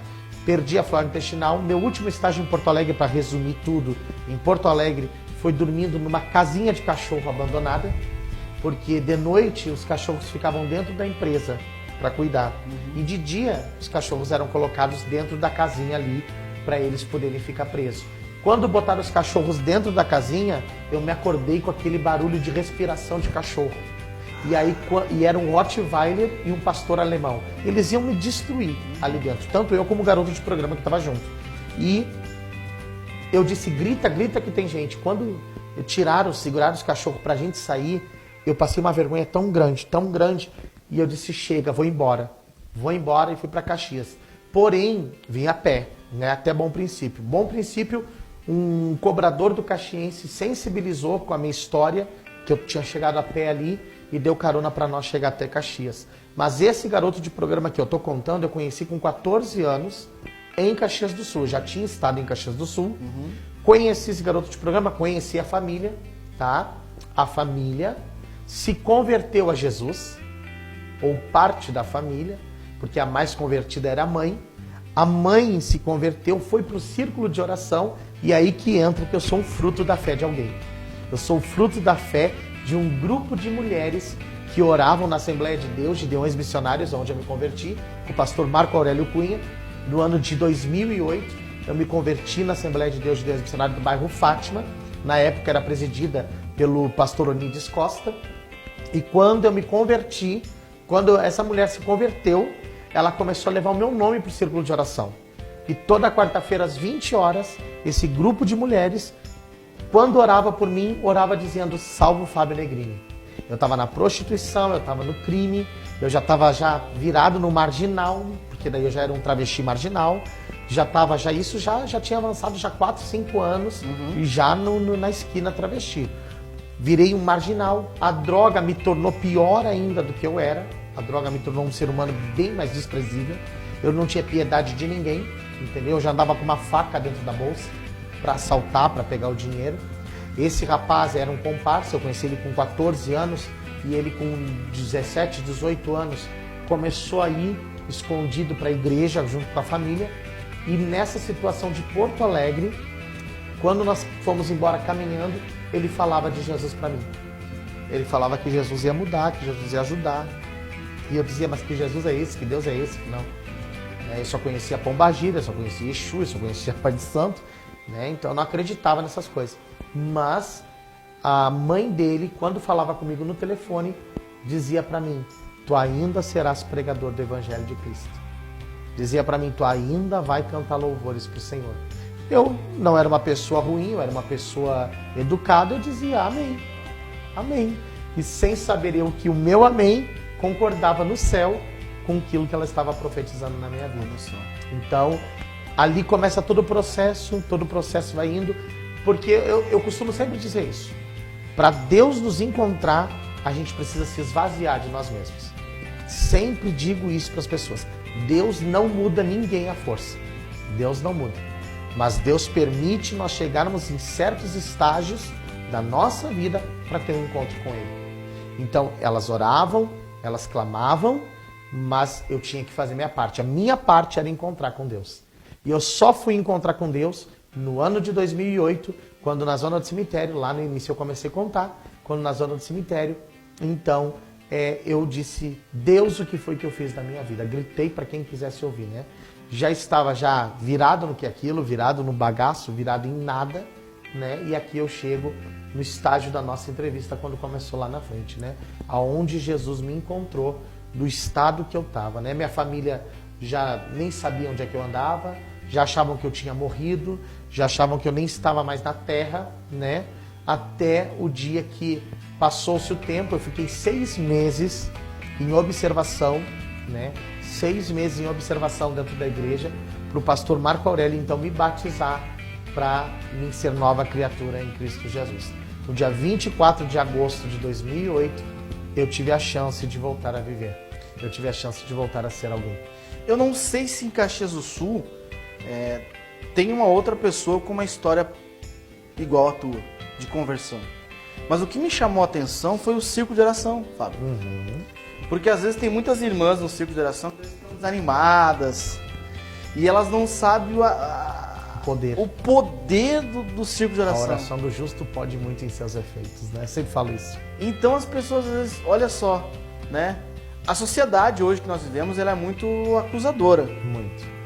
Não vai mudar, não vai dar certo, esse aí não vai ser ninguém na vida, esse menino não vai prestar, olha o jeito que está sendo criado.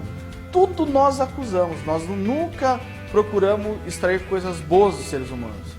Nós temos esse defeito com a gente, somos muitas vezes egoístas, né? E Deus não deixou para nós o jeito de julgarmos alguém. Mas, assim como nós também aqui passamos por muitas coisas na nossa vida, o Fábio também passou. Fábio, e esse encontro com Deus, esse momento, né? De você grita e agora esse pessoal orando por você, e esse encontro com Deus, como foi, Fábio? Bom, eu costumo dizer assim que eu realmente sou louco, né? Porque Deus pega as coisas loucas deste mundo, né? E eu não sabia quem era Deus, eu estudei num colégio católico, né? Esse colégio de padre, eu estudei no Salesiano das fundações Dom Bosco, né? Colégio particular, muito conhecido, colégio caro. Eu me formei, estudei da 3ª série do fundamental até o 3º ano do ensino médio, num colégio particular. Meu pai sempre se esforçou muito para isso.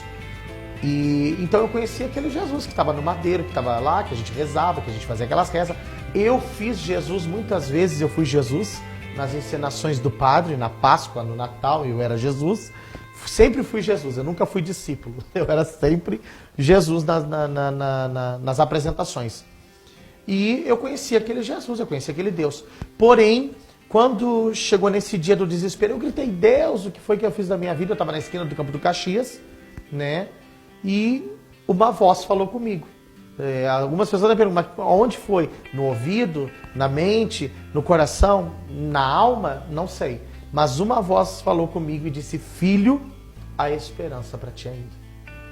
E quando eu ouvi aquela palavra, eu comecei a falar, mas que esperança, olha para mim, eu não tenho esperança. E comecei a procurar aquela voz, né, que falava comigo, e então veio uma ordenança daquela voz, vai para a casa dos meus servos, porque lá eu tenho algo para fazer contigo. E aí eu disse para aquela voz, eu respondi, eu não posso ir lá. Eu não posso ir lá porque agora eles são cristãos e eu sou travesti. E eu não posso ir lá, já não tem mais como eu ir lá. E aquela voz falou de novo comigo, dizendo, vai para a casa dos meus servos, porque lá eu tenho algo contigo. E eu obedeci, né? Tanto obedeci que hoje estou sentado aqui te dando essa entrevista. Se eu não tivesse obedecido, com certeza eu não estaria aqui hoje para contar toda essa história. Isso que eu não contei do silicone que eu fui botar em Criciúma e Deus não deixou tocar no meu corpo. Eu tinha propósito e projeto de ir para a Europa, me prostituir na Europa como travesti. A Cafetina de Criciúma ia me mandar para a Europa para me prostituir. Deus não permitiu. Deus não permitiu eu ir para a Europa. Não permitiu eu colocar silicone. Tudo é gordura que vocês estão vendo no meu corpo aqui, é tudo gordura, né?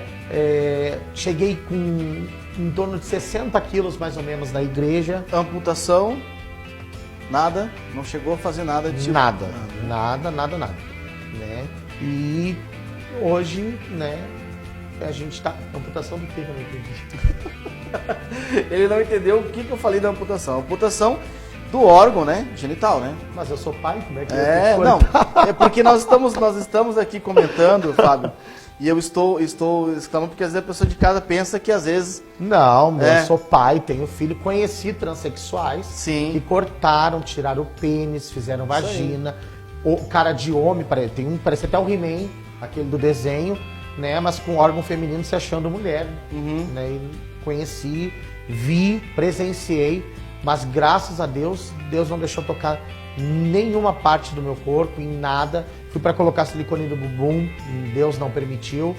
Ia ir para a Europa, Deus não permitiu. Ia colocar prótese mamária, Deus não permitiu, né? Ia fazer plástica no rosto, Deus não permitiu. Então, o diabo só foi até onde Deus deixou, né? O meu último estágio foi assim, ó. Eu parecia um cabo de vassoura, daqueles bem despenado, com o cabelo enorme, né? Maltrapilho, mendigo, sem um centavo, com uma única esperança que eu tinha. A voz que dizia, ainda há esperança para a tua vida. Né? 3 dias fumando pedra, 3 dias ali jogado na casa do traficante, na zona do cemitério, e a única coisa que eu tinha era essa frase, ainda há esperança para a tua vida. O diabo fez todo um circo, para você que está em casa, todo um circo para que o projeto dele não tivesse continuidade, para que o projeto de Deus não tivesse continuidade, para que as coisas fluíssem de uma forma que Deus não pudesse aflorar na vida do Fábio, né? Assim podemos entender, Fábio, né? E só que como o Fábio disse, o diabo só foi aonde Deus permitiu que ele fosse, né? E hoje o Fábio com certeza é exemplo para muitas pessoas. Você tem pregado aí Rio Grande do Sul inteiro.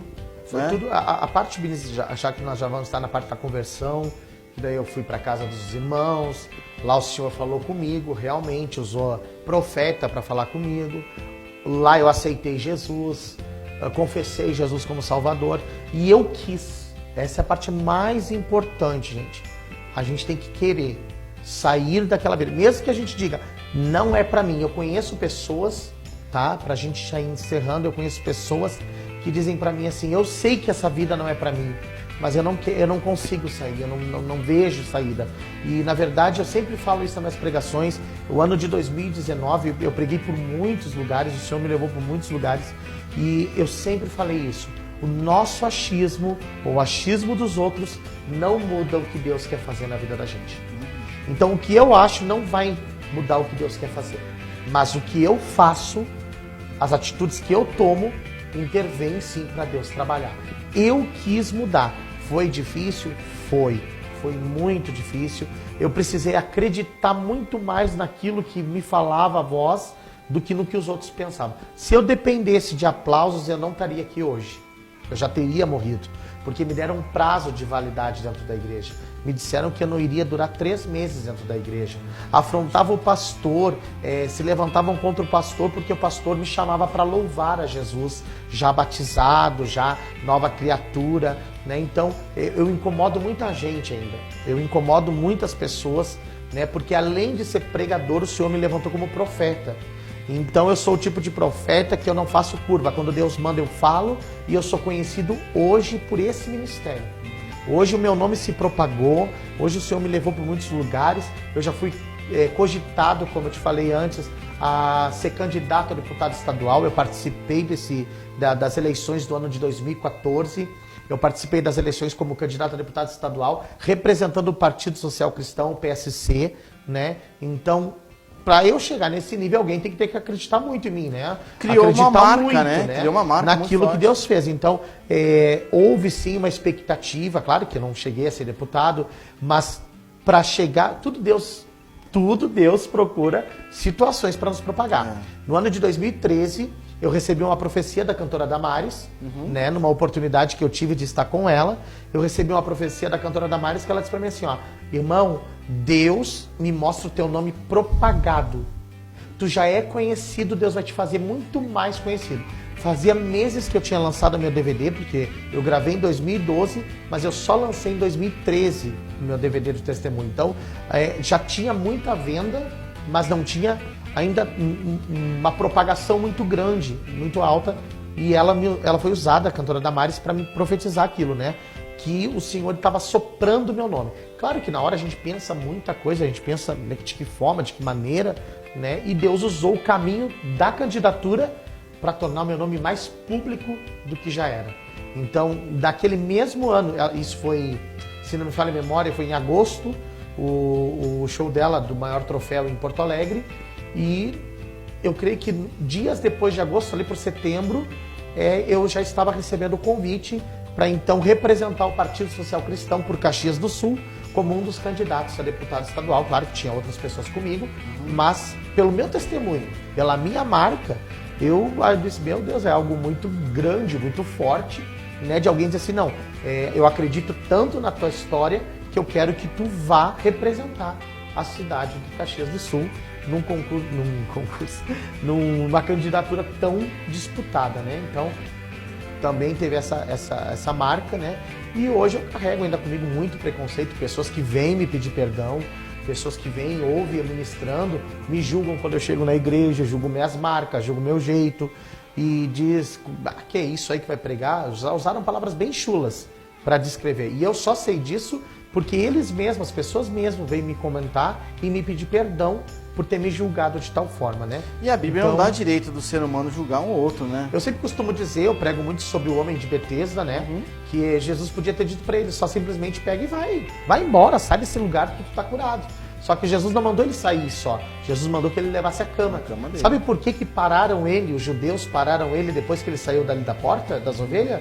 Por causa da cama. Porque se ele tivesse saído sem a cama, ninguém ia saber quem ele era. Ele era uma pessoa normal. Mas quando viram a cama, disseram, quem te deixou de sair? Não é lícito carregar a cama. Hoje é sábado. Não é lícito carregar a cama. Sabe o que eles estavam dizendo para ele? Ele falou, volta pro lugar onde tu estava, porque hoje não é o teu dia. Só que quem falou para ele sair foi aquele que se responsabilizou pela vida dele. Então, hoje, eu vivo esse milagre. Eu estou aqui na Unimídia TV, juntamente contigo, né? Estou aqui diante de tantas pessoas que estão me assistindo, porque Deus se responsabiliza pela minha história. E tudo tem um propósito. Tudo. Né? Penso eu que, de repente, você está passando por um momento difícil na sua vida pessoal, seja separação, seja o que for. Deus está permitindo com que você passe por aquilo, para que no futuro você tenha experiência para, né, para mostrar para alguém que pode ser vencido, que pode se, igual o Fábio passou por essa situação toda, né? Todo o processo de hoje você tem todo um know-how, Fábio, para tratar com crianças que estão passando por momentos difíceis, que apanharam dos pais, né? Eu ainda não pude assistir uma pregação tua, né? Mas não sei se você trabalha também com palestras, mas era aqui fica uma dica de você trabalhar fortificando essas palestras, porque é muito importante. Hoje, nesse meio, a gente que está no meio da comunicação, a gente não vê falar muito de trabalho com travestis, com homossexuais. O pessoal tem o trabalho de trazer para dentro da igreja, mas de repente uma pessoa que passou por tudo aquilo, compreende aquele caminho, tem mais know-how para falar e muito mais experiência para contar e para dizer, olha, eu estava aqui, hoje Deus me colocou aqui, através de Deus eu conseguir sair, você também consegue. Uma coisa muito importante que pastores, líderes, de jovens, de que for, precisa estar hoje preparados para receber pessoas assim. Eu quero abrir um parêntese aqui, que eu atendo filhos de pastores que são homossexuais, tanto meninas como meninos. Tá?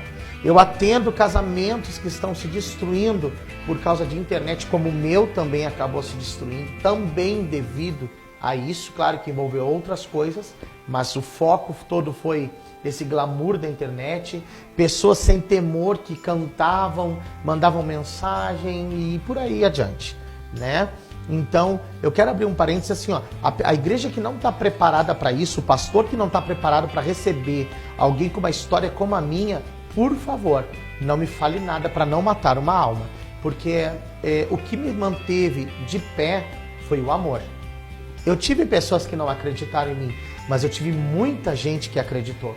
Eu não tinha uma cueca, Laírton, para colocar, mas eu tive uma irmã que nem crente era. O filho era drogado e estava indo para a igreja, assim como eu, não era batizado, e ela ia nos brechó, olha bem, ela ia nos brechó comprar roupa masculina para me dar, porque eu não tinha uma cueca. Eu tive pessoas, como eu tenho um amigo que agora congrega aqui na David Lamari, o Gilberto e a Vânia, sim, né? Que foi o casal que me abraçou como filho. A Vânia me abraçou como irmão. E eles iam comprar roupa, me levavam para shopping, me levavam para loja, me ajudaram, acreditaram, choraram junto comigo. A Vânia é uma das maiores responsáveis pelo louvor, dom do louvor que eu tenho. Porque a Vânia me dava somente louvores de homem para mim ouvir, para mim ficar com a voz do homem gravada para mudar a minha voz, que era muito afeminada.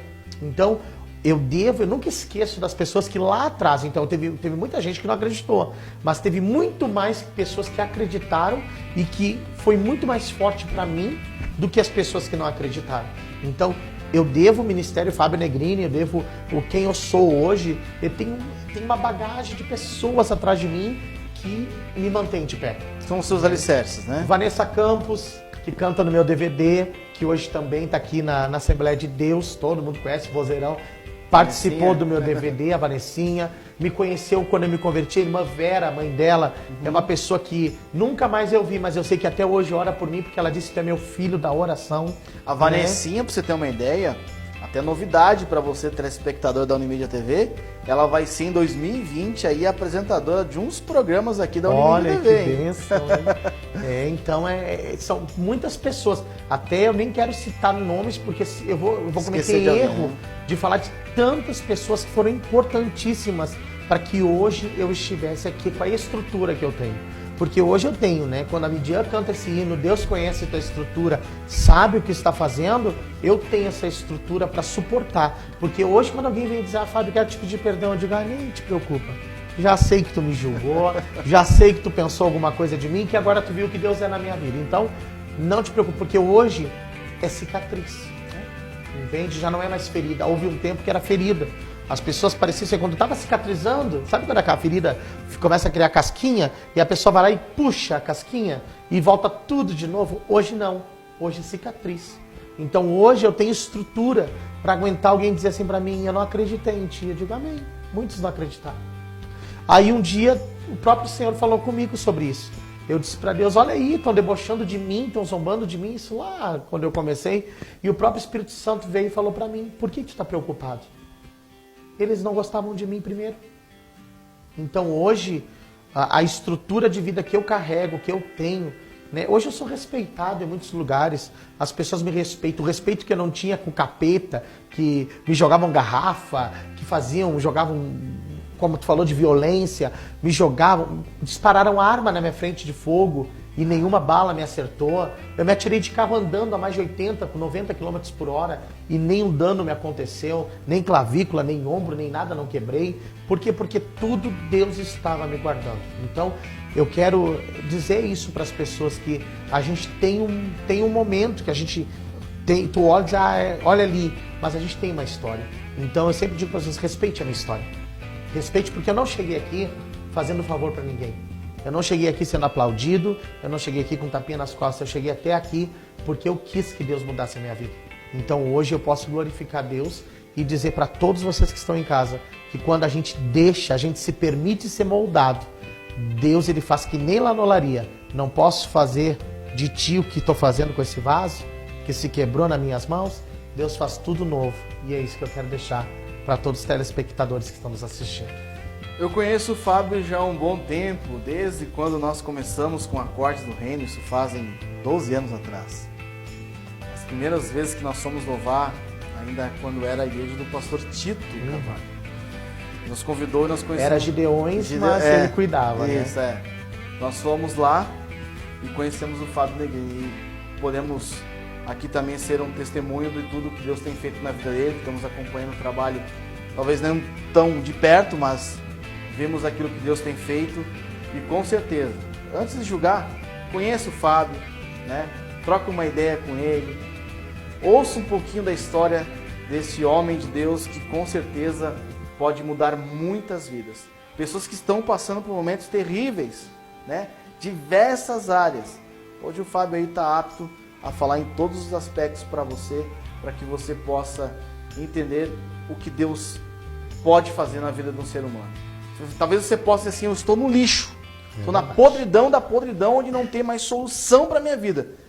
Mas Deus está sempre ali, te cuidando e te guardando. E quando você toma a decisão, meu irmão, eu penso e fico imaginando aqui, como o nosso pastor Fabiano aqui sempre comentava e comenta, ele dizia que vamos conjecturar um pouco, né?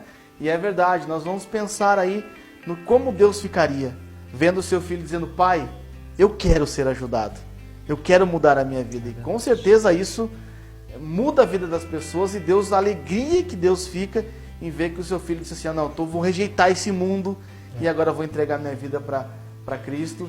E com certeza, Fábio, isso aqui é só o começo do que Deus tem preparado para você. Isso aqui é só uma pontinha do iceberg, porque muitas portas se abrirão, tenho certeza disso, como já estão sendo abertas, e Deus tem uma grande obra tremenda na sua vida. Não pare, não desista, continue, as portas da Unimídia TV estão sempre abertas.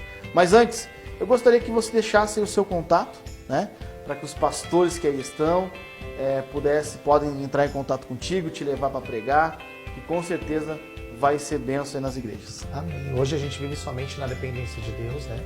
Desde o ano de 2012, quando o Senhor me deu esse presente que foi no DVD, o Senhor fechou todas as portas. Eu ainda trabalhava no ano de 2012. O Senhor fechou todas as portas de trabalho e realmente me colocou na dependência. Quero dizer para quem está nos assistindo que eu não contei nem a metade. Eu contei a parte principal, né? Porque nas igrejas eu conto também coisas que eu não conto nem no DVD e nem tampouco nas entrevistas, porque, né, o meu testemunho não substitui a palavra. Deus me tornou um pregador do Evangelho e o meu testemunho edifica o que eu estou pregando, porque através do que eu estou pregando, o Espírito Santo vai lá na minha vida, mexe em alguma coisa, conta isso aqui agora, né? Então é muito lindo a forma que Deus tem usado a minha vida nesses anos todos. Como eu falei, foi tudo muito rápido, o meu ministério nasceu muito rápido, foi tudo muito... quando eu vi já estava por aí, né? Meu pai até hoje, a minha família tem um grande respeito pelo que Deus fez. Quero dizer que hoje minha irmã mais velha é convertida a Jesus, se batizou em agosto desse ano, se batizou nas águas, ela e meu cunhado, e eu não preguei a palavra para eles, não precisou pregar, porque tem coisas que não é a palavra, é o testemunho da gente que faz, né? Então, hoje são batizados, eu estive lá no batismo dela, né? Já estou pregando na igreja que ela se batizou. Tenho agenda agora para o ano que vem, que agora esse ano já não prego mais. Já encerrei minhas agendas, mas o ano que vem já tenho agenda lá em Rio Grande, na igreja dela. E o meu ministério começou tudo muito rápido. Então, as pessoas que quiserem conhecer minha história, ela está nas plataformas digitais, Fábio Negrini, com E, né? Como eu tenho sotaque rio-grandino, de I, eu falo Fábio Negrini. As pessoas procuram por I, né? É Fábio Negrini, né? Tem a minha página também, assessoria evangelista Fábio Negrini, né, que tem ali vídeos, tem informações, tem lugares que a gente passa, tem tudo ali. E meus contatos estão ali também. Não sei se quer eu passo contatos, senão o pessoal procura lá na foto de capa do meu perfil, tem meus contatos, mas vou deixar então meu WhatsApp, que é a área 53 984 9857442. Esse é o meu WhatsApp. Depois que eu lancei o WhatsApp na Rádio Mais FM, lá em Igrejinha, agora quando eu estive na entrevista, eu recebi um bombardeio de mensagem de todo o estado, porque alcança mais 122 municípios. Olha só. Eu tive mais de 600 mensagens no meu WhatsApp, só no WhatsApp, fora Messenger, fora Instagram, que também tem. Então o pessoal vai me achar rapidinho. O pessoal bota lá Fábio Negrini, vai me encontrar, vai me achar. E eu tô aqui para servir, para poder levar edificação para as pessoas através do que Jesus fez na minha vida e tem feito. Eu vivo sobrenatural de Deus. Eu vivo sobrenatural de Deus. Já ganhei 3 carros do Senhor Jesus. Olha só. Né? Eu estou andando no 3º carro que Jesus usou um pastor para me abençoar. E tudo promessa. Deus falou que ia me vestir, me calçar, ia cuidar dos meus. Meu filho é provocador de milagres. Né? Ontem ainda nós estávamos num culto e uma pessoa chegou, veio para ele e trouxe uma oferta e colocou na mão dele. A oferta não era para mim, era para ele. Colocou na mãozinha dele a oferta e disse assim, ó, Deus conhece o coração do teu filho. Né? E colocou a oferta na mão dele. E fora tantas coisas que acontecem através da vida do Nicolas, que é uma promessa de Deus. O Senhor disse que ia ser profeta, ia ser mais conhecido do que eu. O Senhor falou que ele ia ser, e eu creio, porque já está cantando, sem eu ensinar. Olha só. Canta no playback, sem eu ensinar, sem ensaiar, sem nada. Simplesmente sai cantando. Então quem já acompanha nossas plataformas digitais, acompanha também o crescimento do meu filho. Então, sou grato a Deus e quero deixar essa palavra para quem está aí, né, nos assistindo. Deus não depende do que você acha para fazer o milagre que Ele quer na tua vida. Deus não depende. Se Deus dependesse do que eu achava, eu ia morrer na zona do cemitério e eu não ia ter mais chance nenhuma de vida, porque eu achava que eu não ia ser nada e eu não ia ser ninguém. Mas eu sou fruto da fé, de alguém que orou, de alguém que acreditou e levou meu nome para o Senhor, e o Senhor então me resgatou. E assim vai ser na vida de todos que estão nos assistindo. Né? Não queira ensinar Deus a ser Deus. Deixa Deus ser Deus na tua vida. Que bênção! Olha, realmente foi um programa curto, 3 blocos aí, mas curto, o Fábio contar tudo que Deus fez na vida dele. A gente se emociona em recebê-lo aqui. E realmente, Fábio Negrini não maquiado, mas de cara limpa, porque como é difícil hoje em dia as pessoas virem e contar o que Deus fez. Sofri um grande preço por causa disso. Muito grande. Porque às vezes as pessoas passam por tudo e não querem contar o passado tenebroso que foi lá atrás. Mas serve para alguém que está passando neste momento. Como o Fábio veio aqui e contou a sua história, né? Isso aqui vai se perpetuar por 70, 80, 100 anos. Amém. Vai estar lá a história do Fábio guardada na Unimídia TV, contada para todo o Brasil, para todo mundo, os países que a TV Unimídia alcança, e com certeza vai servir para alguém. Com certeza Deus tem um projeto grande na sua vida e vai mudar a tua história. Fábio, muito obrigado por sua participação. Que Deus te abençoe tremendamente. Estamos eternamente gratos a ti por você ter vindo aqui nos estúdios da Unimídia TV, participar do programa Frutos da Fé com a gente. E com certeza, primeira de muitas outras que virão aí, né? Como eu disse, a porta da Unimídia TV está aberta e o que precisar de nós, estamos à disposição. Amém. Muito obrigado. Que Deus abençoe a todos. Aproveitando já que é final de ano, que todos sejam alcançados pela presença de Deus e que seja um final de ano abençoado. E 2020, vamos lá, Deus tem muito mais, né? Vem a biografia agora. Olha só. Agora vem a biografia, já recebi convite, já estão entrando em contato para escrever meu livro, né? Querem escrever a minha história. Isso é só Deus que faz. Isso é só Deus. E quando sair o livro, vem lançar aqui Vamos no Unimídia lançar, TV. em nome de Jesus. Nome Um de grande Jesus. abraço a todos e obrigado pela atenção. Amém, Fábio. Obrigado você de casa por esta audiência maravilhosa que sempre você tem nos proporcionado aqui da Unimídia TV. Muito obrigado você, telespectador, você que acompanha, você que está conosco nos eventos realizados e também nos programas da Unimídia TV. Curta a nossa fanpage, acompanhe aí www.unimediatv.com.br, também no nosso Instagram Unimídia TV. Vai lá, curte os nossos vídeos. Agora com mais um departamento da Unimídia TV, Unimídia Fotografia, que tem sido benção, departamento lindo para você. Acompanhe todos os nossos programas aqui e com certeza 2020 com muito mais novidade para você. Deus abençoe e até a próxima, se assim nosso Deus nos permitir.